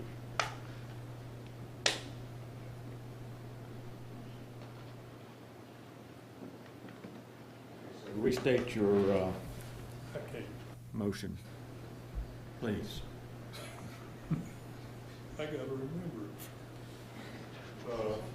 Now, make a motion, we approve the, application, but adding this stipulation that the road repairs be done by phase, not waiting till the end of the term of the project. That could actually be 2051 for all we know. I'll second. Okay, we have a motion to approve based on the 10, adding the 10 items that have been agreed upon, and the maintenance on Loggerhead being done in phases of construction. And manhole. And manhole. Yeah. That's gonna catch the heavy traffic. Well, that hasn't been built yet. Because, and I'll let Ms. Combs speak to this too, but because Man Hollow is a state-maintained road, I think that our obligations with regard to improvement and repair to it have to be between us and the state as opposed to a condition of this zoning. That is my understanding. I can verify that, but my understanding, it is a state road. Yeah. I don't know that we can condition that they improve something or repair something that we don't own or maintain. From a fact standpoint, it's gravel road. Or Edgecomb's a gravel road. Yep, okay, I'm sorry, I understand your point. Yep, absolutely, we are willing to address anything that we do to Man Hollow, but I don't think that we can agree to amend that as a condition here for the reason that Ms. Combs stated. And I would like to see a letter from the Corps saying that y'all are not allowed to put a road into 17 on that access. I don't know what they'll do. I know they've said what they've said, but. I will certainly get it on. Yeah. Are you suggesting that as an additional condition, sir, or just that it's a courtesy you'd like us to do it? Both. Well, it has to be one or the other. I mean, is it a condition of your, Make it a condition. So my number 11 then is provide documentation that the Corps has denied the wetland crossing permit? Yeah. The, okay. Connection. can we reword, are we still in discussion? I am. We're still- Fine tuning the motion. Second hadn't been made yet. Yes. Second? Who made the second? Mr. Williams made a Oh, second. I'm sorry. Yeah, you did. Can't hear either. So in response to Mr. Ward's condition about a denial letter, I think the word denial needs to come out of it. I think we need some correspondence from the Corps stating, can you put a direct access to 17 or not? So, Ms. Rhodes, just to be clear, the Corps doesn't approve our construction of a road. What they control is whether or not we're allowed to impact the wetlands, whether we're allowed to build things in the wetlands or not. That's what we want. So their response to us will be, you either can or cannot impact the wetlands in a way necessary to build the bridges that would be necessary for that road. And we're glad to pursue that. They've already answered the question. We're glad to pursue a response from them that evidences that answer so that we can share the same with you. Let me read what I think that we said. So that's either, there's really no need for that condition, because whether they come back, if they come back with an approval, then are we going to require them to do it?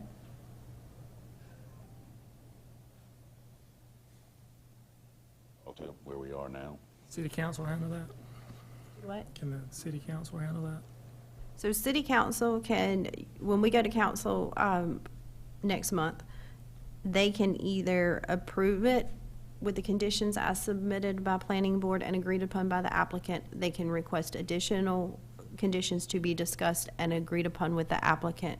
Now remember, the applicant has to agree to all the conditions to be placed on here, or they can deny it.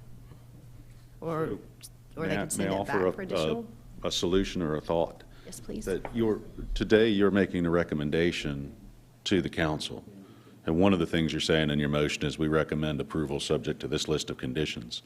But you're also allowed to make other recommendations to the council if you're so inclined. So if what you're saying is that you recommend to the council that staff work with the applicant to get better evidence of this relationship with the Corps and what the Corps will and will not allow before council makes their decision on the ultimate question, you can do that. It doesn't have to be a condition, a recommended condition to the zoning approval. It can just be a recommendation, a procedural recommendation from you that we get more information on that topic before the council makes a decision, if that is consistent with what you're trying to achieve or with your wishes. Council has the final say-so on all this. Like you said, they can change the I whole realize world that. upside down. I'm aware of that. What I have I right think we're being confusing. Okay, so what I have right now is 1 through 10, with the addition to number 7 that reads, if needed, these repairs will be reviewed and repaired at the end of each phase of construction. And then I have,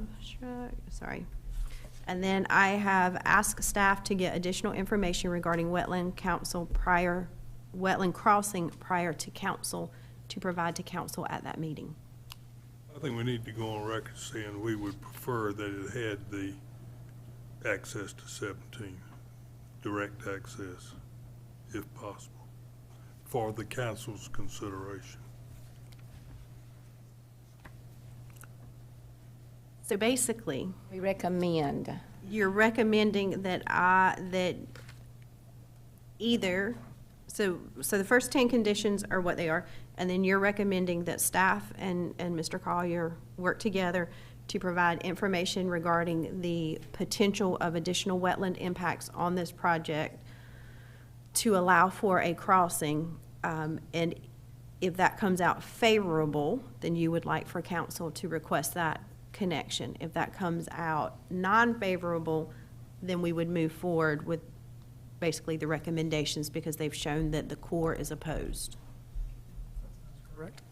That's a good way to put it. Yeah. In short, we would like to see a direct connection to 17, and I would like for it to be presented to council like that. You would like to see the connection, but if we can't see the connection, you would like the documentation that the Corps has said no. So I guess my question then is, are we modifying the conditions now to include a third access, or are we're keeping the first 10, and then we're saying provide this additional information, and when I write my staff report, say, planning board would like a third connection and requested this additional information, but recommended approval with the first 10 conditions with the addition of the phasing sentence. When it goes to council, that would be added. It's kind of a sidebar item. But it shouldn't be. Sidebars get me in trouble. It should be line item number 10 or 11, that's what we want, or not. Or tell us why we can't. So from the applicant's perspective, we couldn't agree to a condition that requires us to build a road that we don't think we can build. So absolutely comfortable with your direction to council to communicate your thought process. And Ms. Rhodes and Ms. Combs, I think you both communicated that effectively. But from our perspective, we couldn't agree to an 11th condition that we know we wouldn't be able to satisfy. Hey, did you tell us, I know he was explaining and he did a good job, so how did you determine from the last proposal when it was in it until today that it couldn't be done?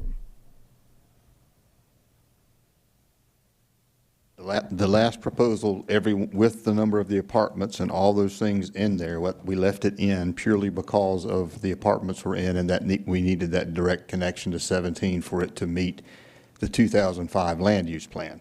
My statement at the time was we have it in because the Corps looks more favorably on timber bridges. That's what I said. I didn't say guarantee it. I didn't do anything because, quite honestly, one of the things that is going to be in there is in the ruling, if it is not legal, then we can't be required to do it. So I'm happy to go to the Corps and get the documentation. If they say yes, then we talk more.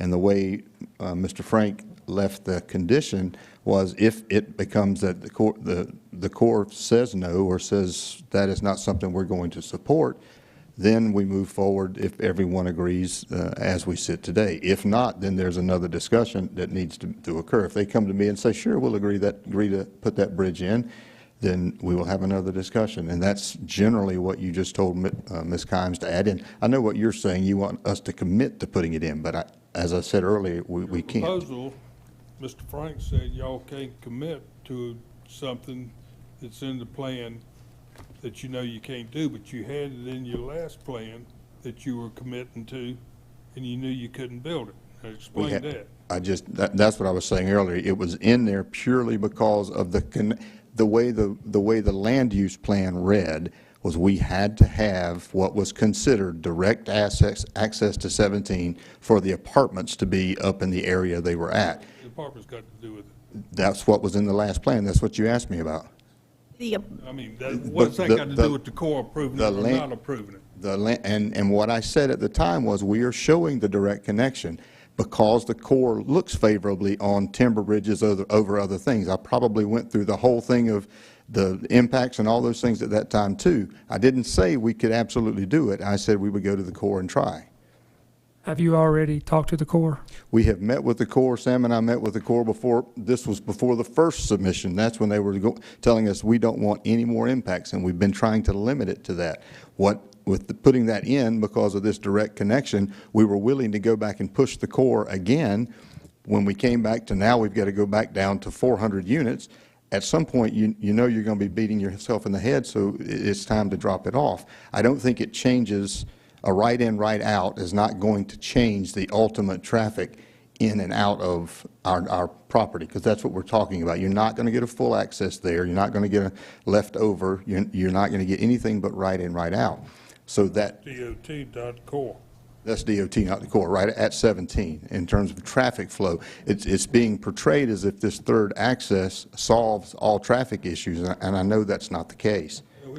We're concerned about right in traffic, not right out traffic, going through the development. Understood. But the portrayal is 3 accesses gets all the traffic dispersed completely. A right in, right out does not do that in that case.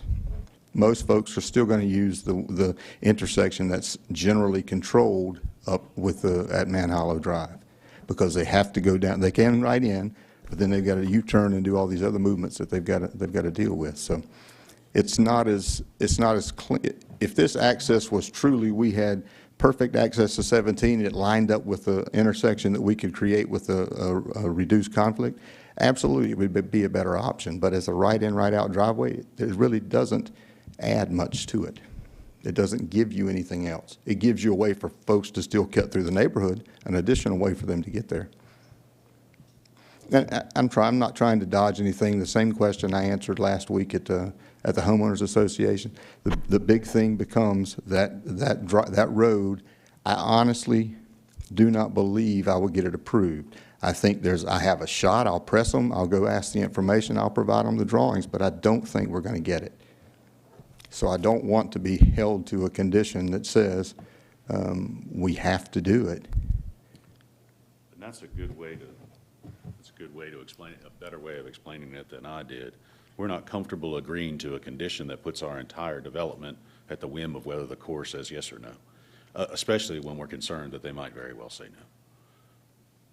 We are absolutely willing to follow that conversation through with them and provide additional information to the town in a more direct fashion about what their answer is. Ask the more direct question to them so we can get a more direct answer and share that with you. So I would be more favorable if I knew that you had tried. And so I would like to make it a condition that you explore the option of the direct access to 17.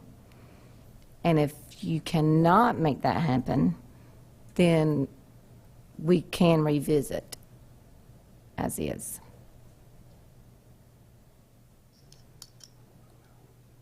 That's a different site plan. That's I thought what Ms. Kimes said earlier, and I think what Mr. Ward said, if we agree between now and next month when we would go to the council, to go to the Corps, present them the project in all of its manner, the way it needs to be presented, and get the Corps. I don't know if the Corps is going to rule in 30 days, but we'll do we'll talk to them about it. Your recommendation would be that you want to see whether it's true or false. And if it is true, then we do have to talk more, and that's what your recommendation to the council will say, is that we do have to then discuss more of can we build this bridge or not.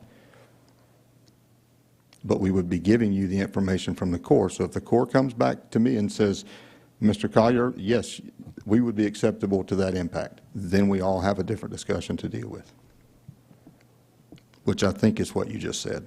I'm just concerned because it was on the last proposal, so if you presented the same proposal and you went to them, the word you used, I believe, was you would push them to approve it. Now that it's not on the proposal, how hard are you going to push them? I will go with the same zeal I went with them before. I'm going to argue with the Corps regardless, but I just honestly don't think they're going to approve it. That's what I'm telling you. The last application was withdrawn too, so there was only one that's gone all the way through that said we were going to commit to put it on, and I only added it in because we were discussing this land use plan issue with the apartments. With the apartments gone, that goes away. But there's more.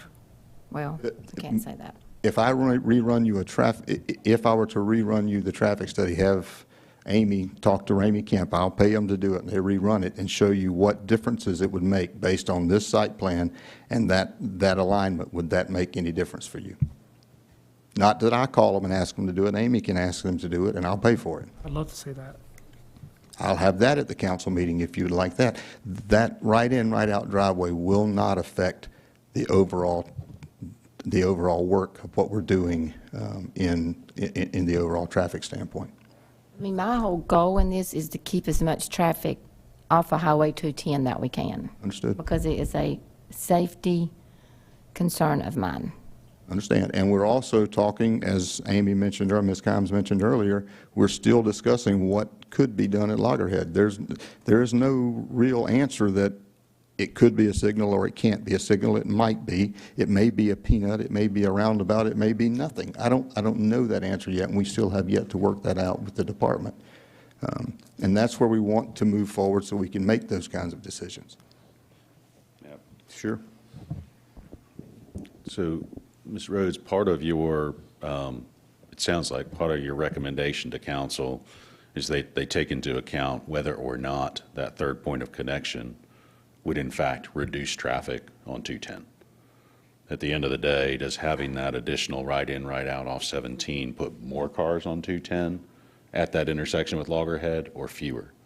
And so in addition to asking us to demonstrate whether the Corps will or will not give us the wetlands impact, I also hear you telling me that you want us, when we appear at council, to be prepared to show exactly what Mr. Collier described from the traffic engineer. Does it hurt or does it help to have that additional point of access off 17 with regard to traffic impact on 210? And whether you make that a specific recommendation or not, we're going to do it. That was part of this conversation. The council's going to want to understand it. And so I encourage you to make that part of your recommendation to council if you're so inclined. But you have my assurance that we're going to do that analysis because the question's going to come up again before the ultimate decision makers, and we want to be prepared to answer it. I can assure you it will. The new traffic numbers would be on the plan itself today, not the 714 that the original study was on. So if it comes back and you see any changes in recommendations, it is the reduction in the trips. And what we've told everyone all along is we would leave the 714 traffic study in. We know it includes a lot of improvements off-site that we need to deal with. If we drop back down to 400, I don't think it changes the RCI at Man Hollow Road, but it may lessen enough that the right turn lane that's probably well needed at 50 and 210 may drop off.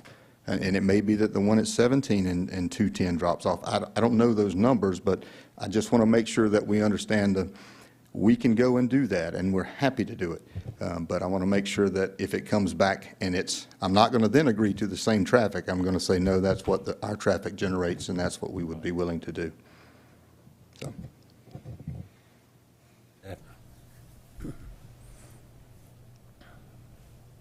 If you have further questions for us, we're nearby. Thank you. So can I just recap to make sure I understand what I'm writing up at the next, on my next staff report? 1 through 10, with the addition of phasing on number 7, are good. We're going to direct staff to get the additional information regarding the wetland crossing prior to council, whether that's a yes or a no. If that comes back as a no, we're going to move forward at council. If that comes back as a yes, we're going to potentially pause the process and to have a discussion to see how we're going to move forward. If it comes back as a yes, you can have the bridge. We are also going to get a revised traffic impact analysis. I'm not really going to call Ramey Kemp, unless you really want me to. With the new, Someone doesn't say I paid them, they said what I wanted them to say. with the new numbers. Well, who are you going to call? I mean, I can call them, but I'm just I saying, don't. I would Yeah. have Ms. Kimes direct them to do it. They give her the information, I still have to pay their invoice. I heard just want what to you said, communicate with and I agree with you, but she said she wasn't going to call I them. so- can't call them. I don't feel that there's a need, Mr. Collier, if you feel that there is a need for me to call Ramey Kemp and tell them, and agree to the conversation that was had tonight, I am happy to do it. Just tell me which person at Ramey Kemp would be best. Because I don't know who's where right now. So the revised traffic impact analysis will have the reduced traffic numbers for the 400. It will use single family and, or we're just going to go with. Okay, so it's just going to be 400 single family units, and we're going to do it with the connection and without the connection. Is that what I heard? I think that's a separate, I think. That's why I got confused and Right. need some I clarification. think that's two separate things. One, you're asking us to complete the revised traffic impact analysis based on the actual proposal. That's Well, clear. well, yes, but even if you do the second connection, it's with the revised 400 numbers, right? And then two, you're asking us to have the traffic engineer be prepared to explain whether an additional connection on Route 17 would have an impact on traffic at the intersection of Loggerhead and 210. Is that right? Well, on the overall development, I mean, Okay. does it help? How does it help? Well, everybody Does it hurt? in Turtle Creek is concerned about through traffic. Absolutely.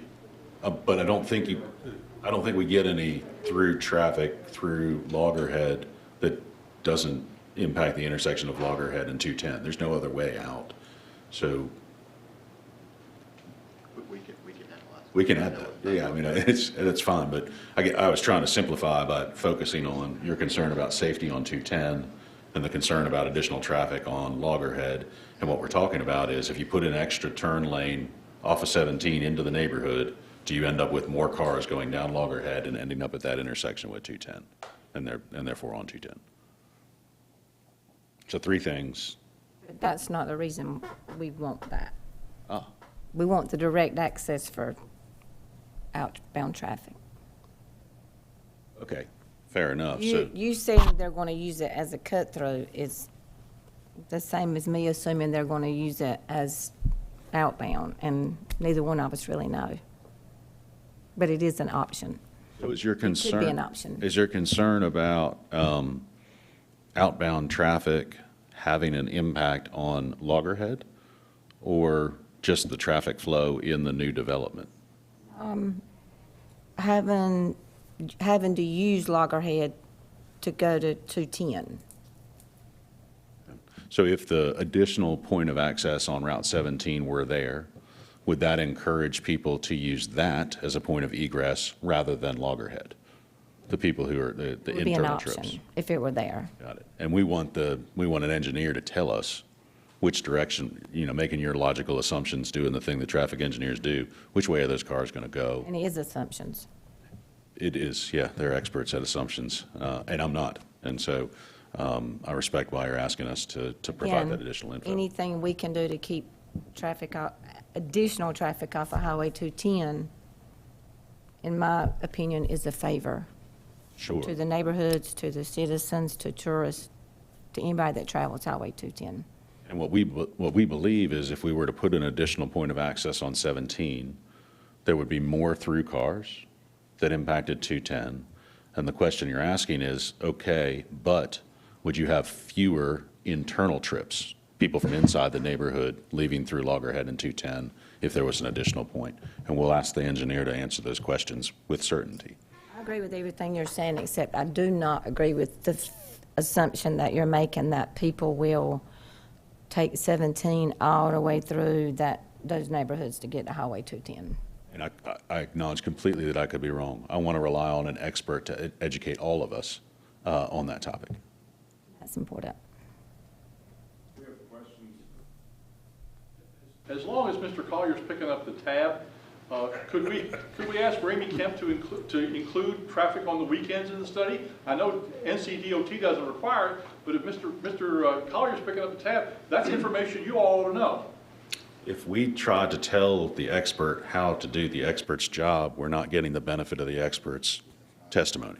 And so my answer to that request is no. I want to let the expert do the things that they do the way they do it and give us their educated understanding of the answer to the question. So you don't want the expert to give you the full information? I don't think that question warrants a response. So what is the turnaround? What's the odds of us getting this information before the next council meeting or the council meeting 3 months from now? So there's two different things. If you want the DOT to approve it, stamp it, and say this is the new requirements, which I don't think is what you want at all from this, then you're looking at 3 months. If you want Ramey Kemp to submit something with a letter that explains it and then have me just kind of read through it and say, yep, what they're saying makes sense based on the document, then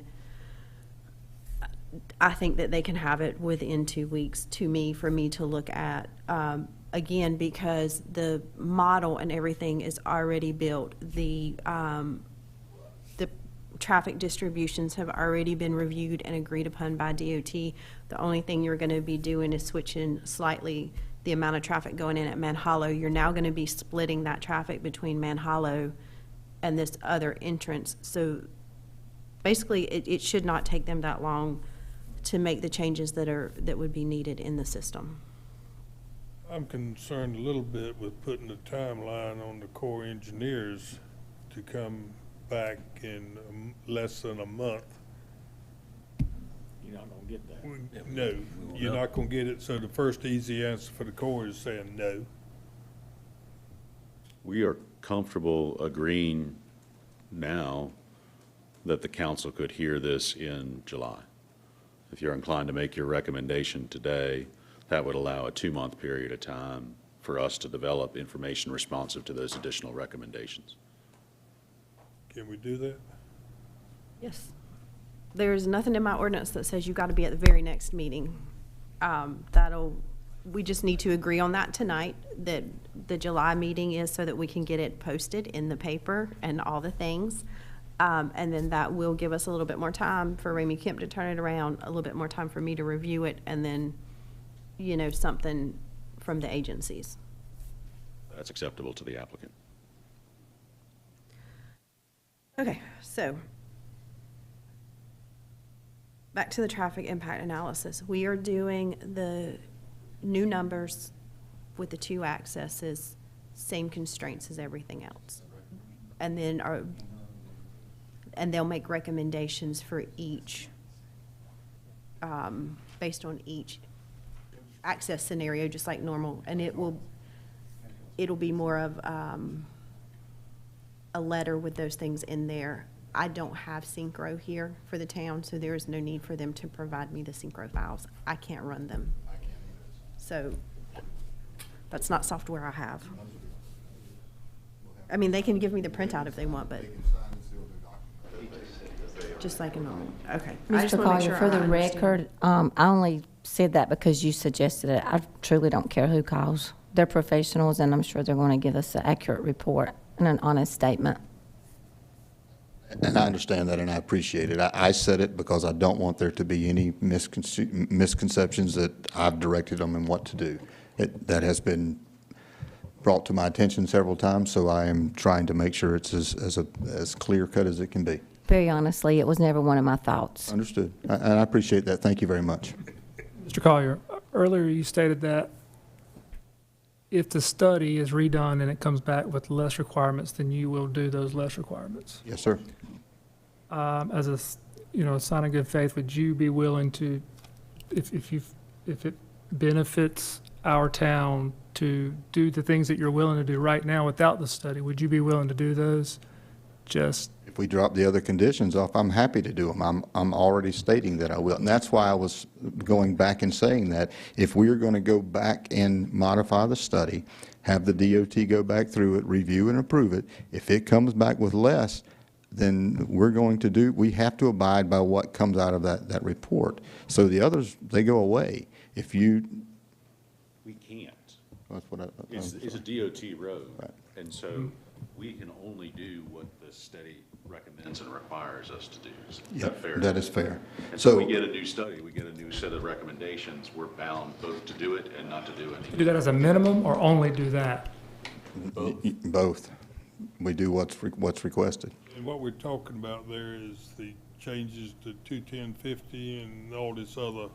And again, I could be completely wrong. They could be the same improvements. There's nothing that says it will not be. The only thing I was saying is I know right now we're doing things around that help the town overall. I know that's happening. To do a study to add in the direct connection, which, understanding your point, understand it gives options. But from a traffic perspective of moving cars, it doesn't change anything, I don't think. But it can help reduce the impacts of the off-site traffic that needs to be done on something like 17 and 210 and 50 and 210. That's what my point was. So I will not commit, no, sir, to do what we said, what's on the report today, if it comes back completely different when we do update the study. My thought about the second connection was really based more on, instead of having 100 cars down one street all day, maybe it's less painful to the homeowners to have 50 and 50. I understand that they all come out to Loggerhead, so at the end of the day, it doesn't really change that. Right. It is set up that the traffic model is set up to distribute the traffic, and right now the modeling is set up that it's almost 50-50 one way. I think it's 55 to 17 and 45 to 210 is what the DOT agreed with. So adding whether the 55 goes out here and here it's still going to the same place. It's not going to affect what happens at 210. That's what I was saying. And my comments were based on, when I come home from work every day, if 210 looks really backed up, I go down to, I think, Shepherd Road. So at the end of the day, we're all bottlenecking to the bottom of the bridge. Sure. But if we can spread that out, it's not so painful to one specific area. That was my And thought having, process. although it is not direct access in the way that we're looking at it right now, having a drive that goes right out to 17 gives you that same option. And it gives folks in Applewood Trace, Turtle Creek, and you coming home from work, it gives everyone an option, another option off 17 to head in that direction. Understanding we don't want any more traffic on Loggerhead, and that's why the citizens were discussing the gating at the other night at the meeting, and I think and vocalized it here. The circuitous route that I have set up right now makes that a very aggravating way to go through. It doesn't mean that Waze won't pick it up and direct tourists to go through it. I get that. But it is a very aggravating way to go through. I agree, and I agree with that. If I put the direct access to 17, it bypasses most all of that aggravation, and it comes straight down, and it'll go through the middle of the 218 and straight out to Loggerhead. It's going to make it a truly direct connection. And that's what I thought we were trying to avoid, was getting it from being so direct out, because then you give somebody an easy way from A to B. So, Are we potentially hurting ourselves by doing a study again? We are. As far as the citizens? I think so. Because you're looking at, I lot mean, of from other benefits 400 to 714, you're looking at 314 additional homes, and that's what the DOT has reviewed and agreed to. I think we need to consider If you that. give them 400 homes, then you're gonna reduce your improvements. And I did not look at the TIA in depth to see how far over it was on the threshold to see whether or not that signal was warranted or an improvement was there. But if it's right at warranting the signal, and then we reduce it by 300, then that signal warrant goes away, and DOT will not put in a signal to maintain if it does not meet warrants. I think we need to think about that. Signal are you referring to? At 210 and Loggerhead. You're willing to build it to 714, to the 714 study now, Anyway. or what's that, whatever that number was. Why? The study that's Why current. wouldn't you demand a new study? again, we're trying to do things in the right manner. I know if I get a new study that it's going to reduce the impacts. The only thing we've heard so far is that we're not doing anything to help. That is one way we can help. And our request for the study is really based on just the comfort of knowing, okay, we looked at it and it's the same, or it's worse, or it's better, or whatever. It wasn't based on trying to make you do more things other than a study. It was No, sir, more I of a- understand that. I understand that. But it also comes with challenges too, because at the end of the study, if, as Ms. Rhodes said, it is subjective on that access. So if it becomes that then I'm required out of a study to put in a direct connection regardless of core, then I'm now in a pickle. And I don't want to be in the pickle. I would rather give you the improvements that we already know are required and DOT's already reviewed, and it's for way more houses. It's not half, so it's not going to reduce half the things. That doesn't work quite that easily. We can commit to that. So we're reducing it by 314 homes. The current trip generation for a single-family home is about 9.4 per day, down from 10. So it's 9.4. She's saying single-family trips are about, when you calculate it, it's about 9.4, 9.5 trips per day per house, and that's what she's calculating. Yes. So you're looking at 2,952 car under the 3,000 reduction. limit. Is what That's under you're the 3,000 reducing. limit. You're reducing it by 3,000 cars a day. And then if you say 45% of that comes out loggerhead, that is 1,328 less cars when you only had We're just over 3,000 now. There's like 3,600, 3,600, I think. 3,700. Yeah, so 37, excuse me. is what you have now. From the 714, though, you're reducing it by 3,000, almost 3,000 trips a day. That is going to impact your, your improvements. For NCDOT, you have to have 3,000 trips a day on a on a road that carries 4,000 vehicles per day before they even require a TIA. I think it's a mistake to do the study. I feel like we're gonna get less improvements out of it. So I couldn't hear everything that was said, but is your concern that they might take away a stoplight? The improvements will be less. Yeah. If you revise it to 400 homes versus 714. A lot And less. that DOT will not circle back around and make sure that we're doing what they're. DOT has an approval, but if they revise the document, then it's a revised document and they have to go off of the new document. They're not going to make them do a new document, but if they provide a new document, then they have to review it and make recommendations based on that document. What they're doing now will actually help. If you want a stoplight there. And that's. Or if you need Or an one. improvement. Yeah. Several yeah. items too. If I was the developer, I would have already gone to DOT and said, would we have have to. reduced it to 400 I would have to. and requested to have the TIA updated because a signal is going to set you back $250,000, $300,000 on a typical nice signal that is nice and neatly lined up and has no overhead power issues, no underground issues. And, you know, when you get the actual, because we require the mast arm poles in this division. So by the time you get those in a year and a half from now, you're 300, 400,000 in just a typical one. If I was them, I would request to reduce it from the DOT. Can I ask council a question? We're the planning board. Okay, go ahead, quickly, please. Access is to 17, you would no longer require an access out to 210, is that correct? No. Our ordinance requires interconnectivity between subdivisions. We have the same thing with, we require Dogwood Lakes to connect to the terraces.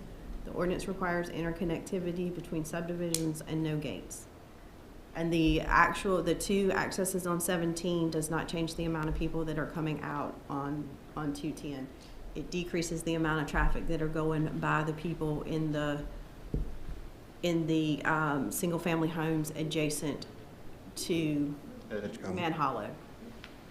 The people that were going to, unless you add another connection on 210, which we cannot do because we do not touch, you're not changing the amount of traffic going out of 210, no matter what we do on 17.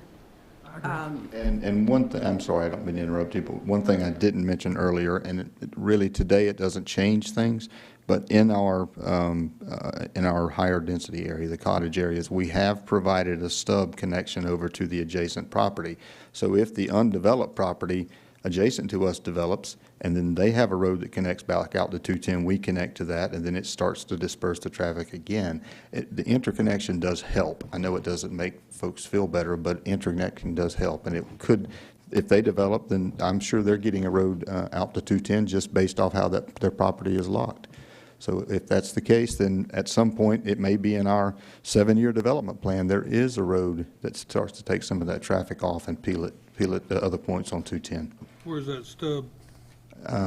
If you'll look at your screen, Mr. Ward, look at the screen in front of you. Can you see my mouse spinning around right there? I see it.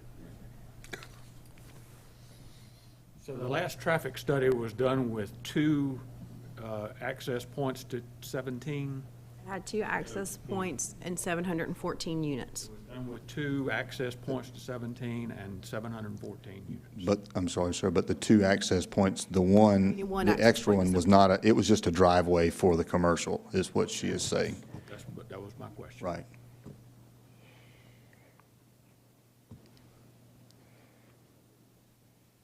So to sort of try to bring it to full circle, we remain comfortable with the 10 conditions with the modification that the road repair attention will be done at the end of each phase. And we are comfortable with you either recommending a condition that we complete the traffic improvements on the current TIA, or with you recommending to staff and council that we pursue a revised TIA based on the 399 homes that are on the current plan. And if you go with option B, we understand that part of that needs to be an analysis of one connection on Route 17 and then an alternative analysis with two connections on Route 17. We can't make the decision for you, of course, as to which of those alternatives on your recommendation you want to make, but we are amenable to either of them. I'd like to recommend they take the new study out. I think that would hurt us in the long run. I agree. We don't want that traffic study. Crossing it out. I mean, I think, I agree. It only hurts us. Sorry, just to clarify, does that mean you don't want us to talk to the Corps, or do you want us to They talk? want you to Talking about talk the to the traffic Corps, but study. they don't want you to redo the traffic study. Understood. Would adding a second access to 17 require a new traffic study? Yes, so at that point, though, we're already having additional conversations because the Corps has said yes. And a part of those additional conversations is that the traffic impact analysis would have to be redone because now you have a different distribution pattern.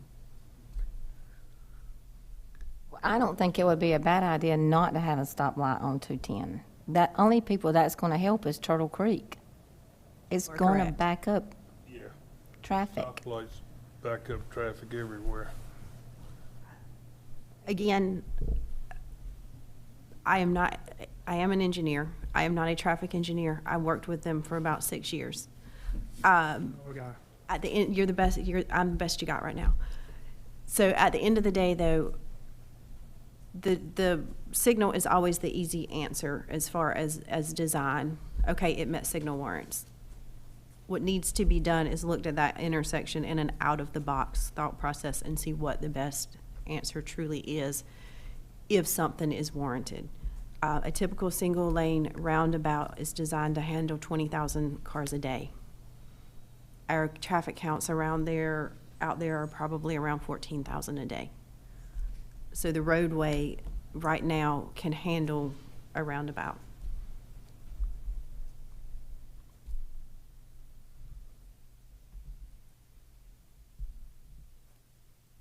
That's not on their proposal, was a signal, right? The way that the TIA approval letter was written was that the traffic signal is recommended, not required. So because they don't own the land, that they would need to make that a four-legged intersection. You can't really have a signal that has a stop here and a stop here with just some weird grayness in the center.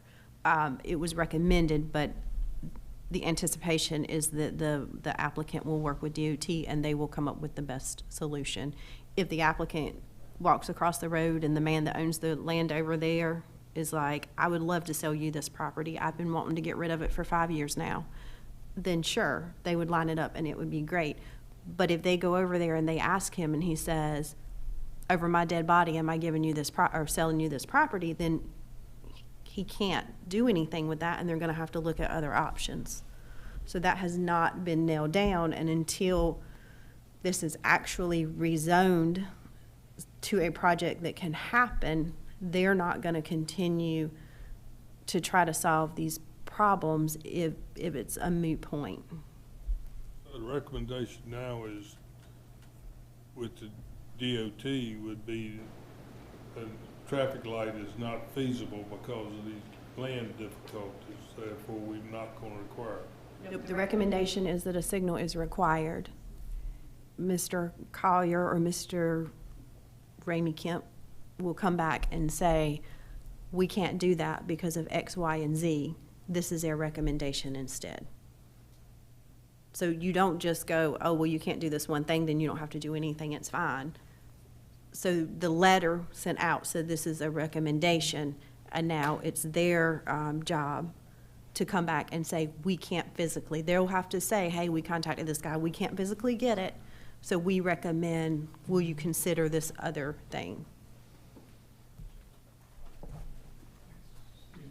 There's a good chance we wouldn't have a light, or a decent chance that we wouldn't have a light, or we could do something other than a light.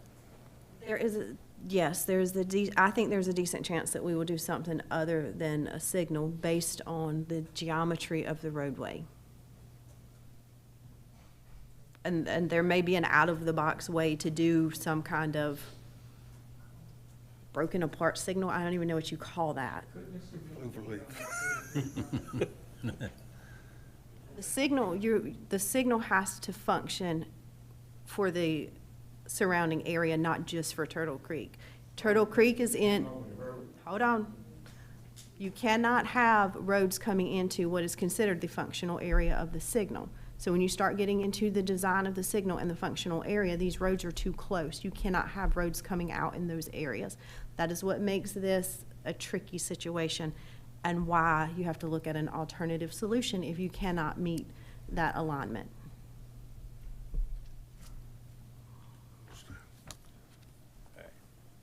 In that case, let's leave the traffic study alone, I think. That's our best shot. Get more for the buck. Let's try again. I said, let's try again with the motion. Do I gotta? You made it. You say that you have to bond? I'm getting Yeah, your old. name. We'll leave the traffic study out. We'll just Just go that you with have to the. bond with us, whatever got it whatever all written is down now. required on Ask our about the DOT, I mean, about the core. Yeah. Say what those are. Signal motion deposit. Create more problems inside. You're saying we would lose, what would we lose then if they did it? Okay. So just, Impact study. Are we back to the original motion? Places. to bring it all back in, we either have, so we have a first and we have a motion and a second. We either have to move forward with the motion and the second, or, actually, we have to move forward, or either take it back. We've got to make some kind of.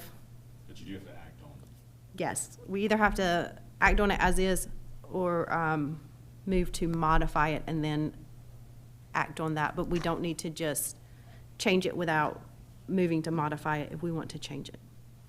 Couldn't you also have a motion to defer to the next meeting of the planning board till you get some of these answers? There's a need for that. I suggest that we modify the motion. So the original Not a motion, parliamentarian, sorry. so the original motion was 1 through 10 with a modification to number 7, which is if needed, these repairs will be reviewed and repaired at the end of each phase of construction. And there was nothing additional to that, to the best of my memory. So if we want to add anything, we need to move to modify that. I will still, in my staff report, just summarize this discussion tonight and put in there that the staff is requesting to get additional information regarding the wetland crossing prior to the council meeting. Are we still okay with the July meeting, or does that? Yes. And that does not change the motion? That's separate. Let's keep it simple, and I'll just say yes. You're the lawyer, I'm the engineer. Yes.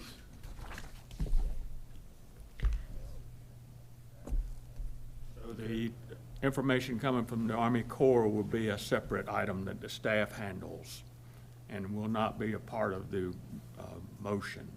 That is my understanding, that information, we have agreed that we'll meet in the July meeting instead of the June meeting, so that we can get that information from the Army Corps so that council can make a decision on whether or not they want to move forward with just the 10 conditions as listed, they want to modify the 10 conditions, or if they want to not approve it. That is how I understand the motion before us tonight. So you're not going to make the Army Corps of Engineers a line item? You're just going to keep it? It's not really a condition on the approval. It's more of you have directed me as staff to get this information from Mr. Collier to provide to council as a part of the packet of whether, the information. They don't get the information. I guess they're right. We're back to the original motion with the second. That is the original motion that Mr. Ward made and that Mr. Williams seconded. Any further discussion? Discussed. We're discussed.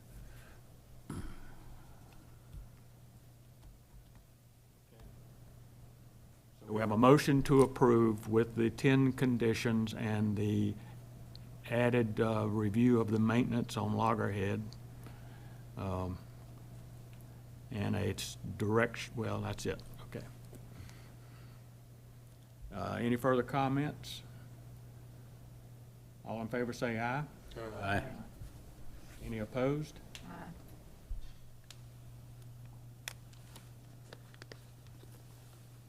Recommend to council approval based on those conditions. Thank you.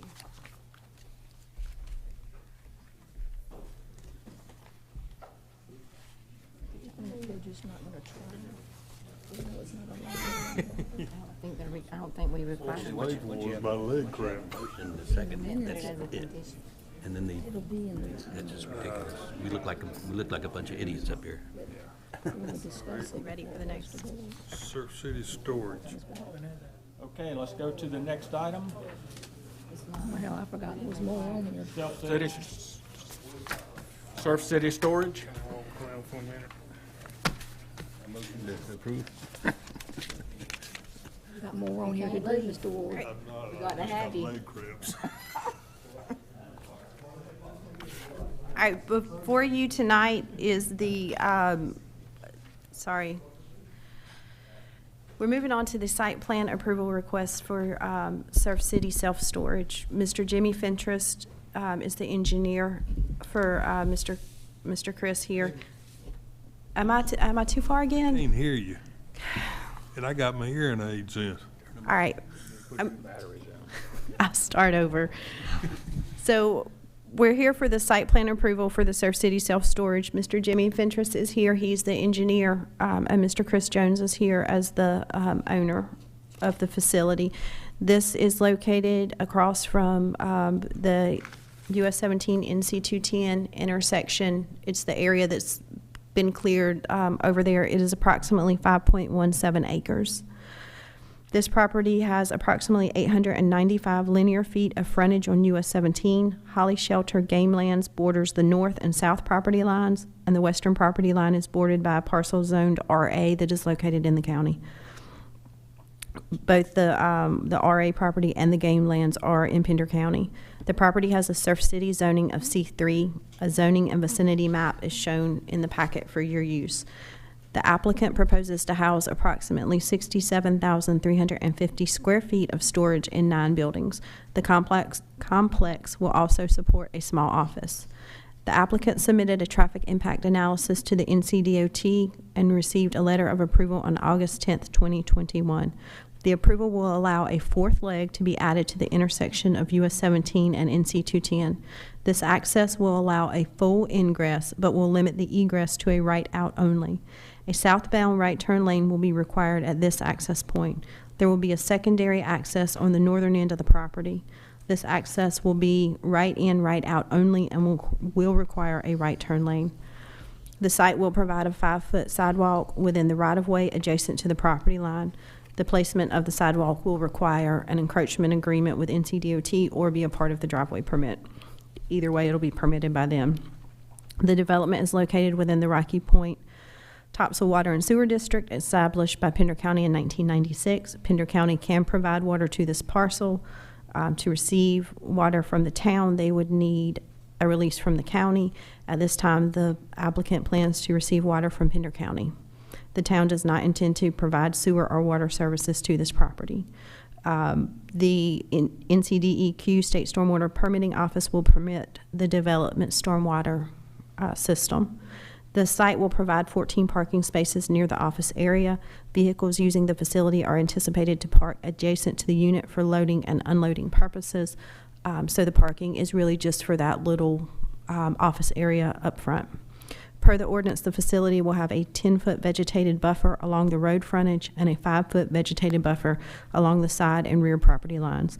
The vegetative buffer will consist of a dense evergreen buffer no less than 6 feet in height to form a continuous unbroken screen between the storage facility and adjoining properties. The development will also provide a fire hydrant within the property border boundaries as shown on the attached site plan. The applicant has also attached an architectural rendering detailing the siding types, colors, and percentage of coverage. Staff recommends approval of the site plan as submitted. I'm happy to answer any questions you have, and as I said earlier, the applicant and engineer are here and are happy to answer any questions you may have as well.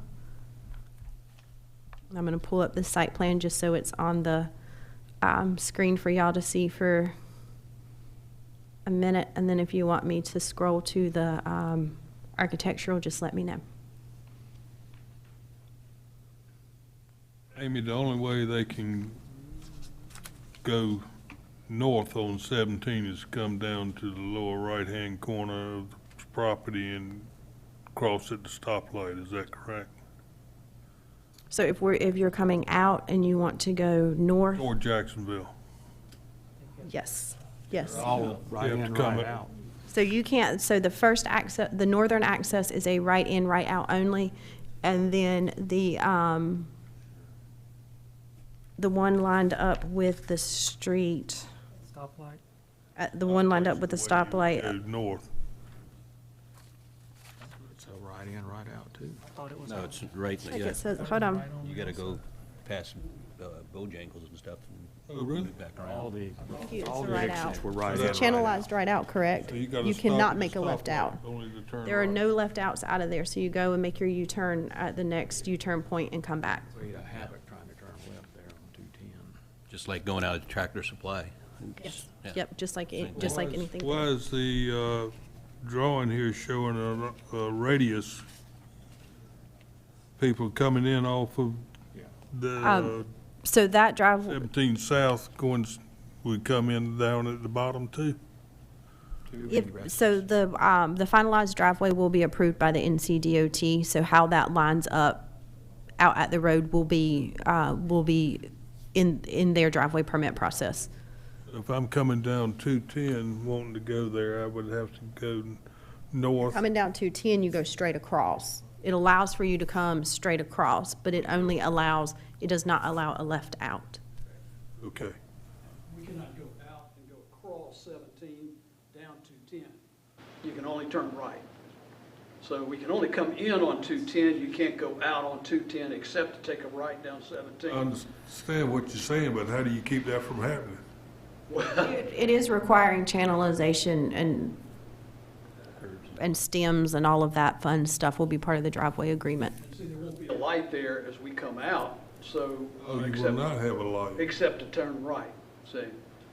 So, So it's just an arrow pointing that way, huh? that's correct. Curious. A right turn, a second right turn in there at the DOT requirements. We really don't want that. We just soon, if they miss the first turn coming down 17, then they're gonna have to keep going and make another U-turn, another U-turn to come back in. But they're requiring us to have a right turn in. Deceleration lane to turn in there, just their requirement right now. We may ask. This is a case where they can't have a gated entrance. Their gate would be back here. You can see on there, the security gate is back here between the two buildings. Do you see it? Yeah. So But they I'm can have a saying gate back This is there. an example of a gated. Yeah, because this is a site plan, not a residential subdivision. So this isn't a road. That's the difference. Yeah, so if you read in the ordinance, it says that you cannot have a gate swing over a road. This is a site plan parking I could lot. put a gate up to my office, huh? I got one in the back. You do, and you can, but if you cause a problem, we're gonna make you do a Q study analysis and show us exactly where that gate can go. Let's don't do that. Let's not. How many cars can you, say, if, coming south and somebody went in, how many cars are before the gate? 8, Okay. 10, probably. And that's the unique thing about our self-storage facility, traffic. It is so low that it really didn't even hit their traffic study. It barely got over their very bottom threshold of their traffic study. So if you want a business at that location and at that intersection, you may not like self-storage for whatever reason, but we're the best business you could put there because our traffic count is so low. I mean, it's just, we barely got onto their radar screen at all. I had heard from my traffic engineer that they weren't too excited about giving us a whole lot of access at the traffic light, but our traffic count was so low, they couldn't tell us no. I mean, we have virtually no impact on the traffic count there. It's just minimal, quite frankly. It's so small that they couldn't, it's measurable, but it was not measurable, actually, and I thought their counts were a little high, personally. So having a couple other storage facilities. I mean, we'll have days and hours where, you know, nobody comes in hardly at all, and then you'll have, you know, you might have 2 or 3 cars in there at one time or more, so. Are you saying that people drop off stuff that they should have thrown away and then they never come visit it? He's not talking about you. That's his business model. Smart. Interesting point, if you'll indulge me just 1 second. The I mean, we have a lot of businesses that keep inventory and records and that sort of thing there. You'd be surprised, I mean, you know, how many businesses use self-storage. But we're in business because people will not throw away their memories. You know, all those high school trophies, the yearbooks, grandmother's bed, the dresser, all those things, those are memories. And people will not properly process those memories, so it's easy to put them in a 10 by 10 storage unit and just leave them there. You haven't emotionally dealt with that, getting rid of them. And I mean, I got grandmother's bed that she had 100 years ago, my wife's mother, stored in our house. We don't use it, we'll never use it, but she will not get rid of it. I can tell you that right now. And so that's what keeps us in business is memories. That's part of that. I mean, there are other things too.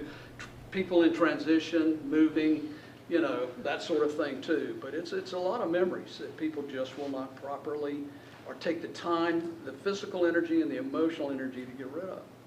So, sorry for that, you know. I would like to commend you on trying to do something half decent with your facades. We get so many things around here that just, how cheap can we make it? That's all that counts. I'll give Ms. Kimes a little credit. The first time I talked to her on the phone, she was, when she found out it was going to be a storage facility, I think she had this mental picture of some of these old units that you've got maybe around that look pretty bad. And she was very protective of the Surf City image and making sure it was architecturally friendly and an upscale kind of environment. So, Low country.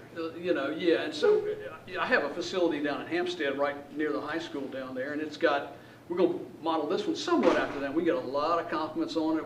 We have stucco, we have white brick, we've got, you know, nice black aluminum fence with brick columns. I mean, we've really tried to do it right. So if I can assure you in getting this approval that we're going to take that same approach here.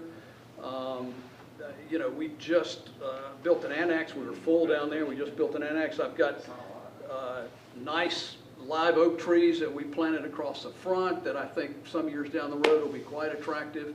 We're going to do it right. I'm just, you know, we've been very fortunate. We're very blessed.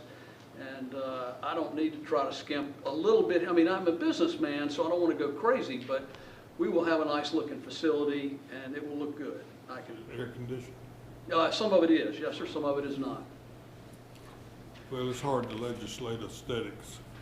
Well, she's done a pretty good job, let me tell you. She's darned impossible what's beautiful to one person's ugly as sin to another. Yeah, well, if you think white brick and stucco don't look good, I'm in trouble, but I think most people think that's a tasteful, you know. Or storage facility it is. It's quite an upscale storage. Yeah, it'll look nice. I can just assure you it will look nice.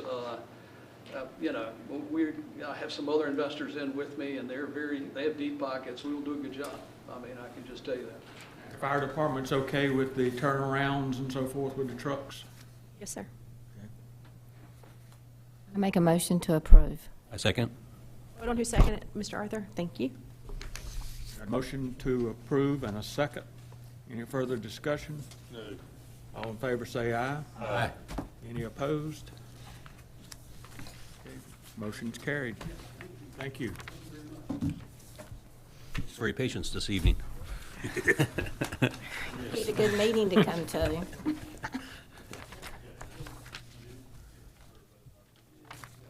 All right, the East Coast Greenway feasibility study. Why do we have to do this? You did read all of it. I read till the website crashed about 4 times in a row. Hey guys.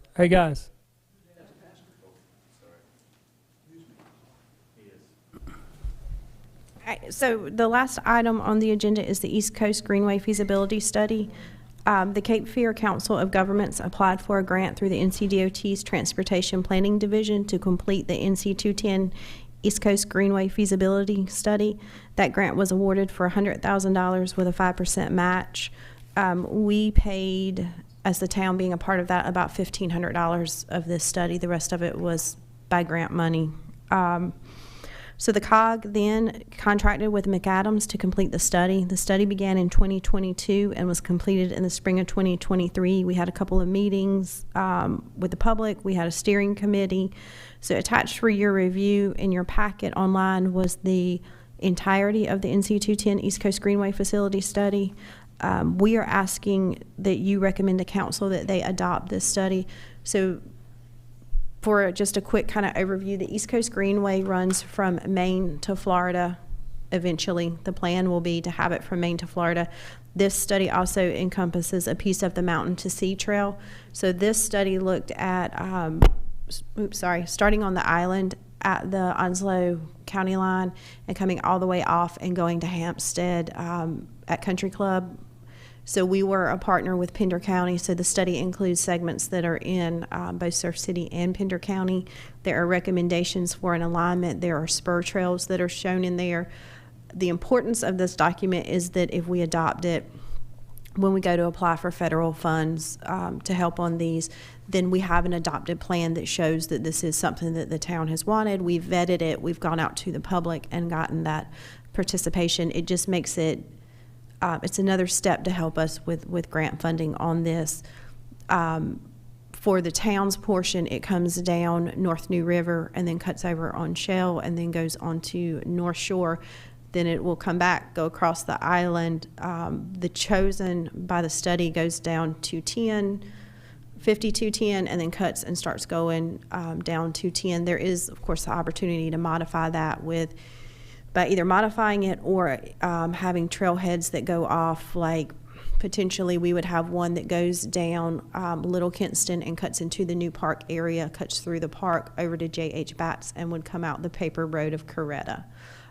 So again, this is just a request to recommend to council that they adopt it. It was a chance for y'all to get to review it and see, that this was something that the town had done. So that's my request tonight.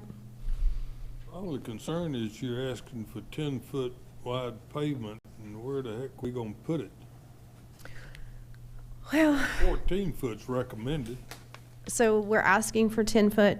Some of the areas would be new location areas. Some of them would be in the right of way. So the right of way on 210 on the island varies up to 100 foot. So there are areas out there in the right of way. On South Shore, we are going to be doing a water project that we already have in the ground. So we will probably end up putting it back over our water line in that area because it will already be cleared. So there was some look. Part of the reason that the alignment was chosen was based on those public meetings. They showed some off-road trails going through different private properties, and whether or not there seemed to be kickback on those helped to drive it. We also looked at the Duke Power line. They are very sensitive to what is done, within their easements and right of ways. So that was one thing that we looked at. I know Duke Power isn't easy to get along with doing things under their power lines. They're very protective of their power lines. And that's well and good because it's theirs. But I'm concerned about having the separation between the pavement and the roadway like they require or propose. Is that going to be a 1 foot thing with the limited right of way we got, or is it going to be 20 feet? This is a very high level feasibility study. The engineering has not been done. It's just very high level. So this will have to be completely designed. meet ASHTO guidelines or whatnot, we'd have to have an encroachment agreement with NCDOT if we did a part of it within their right-of-way and meet their setbacks and requirements. This is just a document that says, here's our plan, this is what we want to do. I understand that. I'm just looking at the feasibility of actually accomplishing it. Yeah, so like on 5210, we may end up having to curb and gutter that and put in, pipe it to get the room. It may be able to fit behind the ditch. I'm not sure. More concerned with the island than 5210. Yeah, the island has lower speeds. One of the reasons that I requested that it come off of North New River whenever it could was for those reasons exactly, that you have more traffic. So if we can get it over on South Shore or North Topsail, whichever one is the better option, to try to get it over there to provide that safety. Serve condos. Yes, sir. They cut my roads right into. Not the ones that make a decision anyway, so. Do what? I said, we're not the ones that make the final decision on any of that anyway. No, like I said, this will all have to be engineered and designed before we can do it. This just helps get us in that direction. I make a motion that we adopt the study. Second. Okay, we've got a motion to adopt the study, recommend adoption of the study, and a second. All in favor, say aye. Aye. Any opposed? Okay. It was quite an exhaustive study. It was. It was. It was cheap, though. Don't worry about it. It was, yeah. I mean, we paid $1,500. That's a pretty good deal, I think. All right, general updates. So it is with very, very sad news that I tell y'all that Steve Padgett is abandoning me and retiring. What? Oh, no. That's not allowed. And I just talked to him today, and he didn't say I didn't even a thing. mention it, did he? I saw that little stinker. He is retiring, so if y'all know someone who is level 2 certified floodplain manager wise and whatnot, we have just posted that job. It went up today. What's the magic date? August 1st. So he did give us about 90 days of time to cry.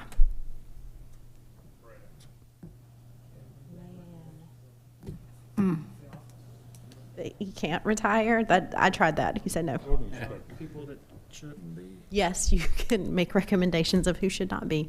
But if you know someone that is, it is out there, and we will be interviewing for that. Our intent is to get someone in here before he leaves for at least a month, to learn our permitting system, and all of that. Level 2. Level 2. Mm-hmm. In everything except fire, because fire marshal does our fire, so all the others level 2. I'll have to leave him a nasty gram. Yeah, I'll call him tomorrow. Tell him how sorry you are to hear he's leaving. Recommend somebody? Any other updates?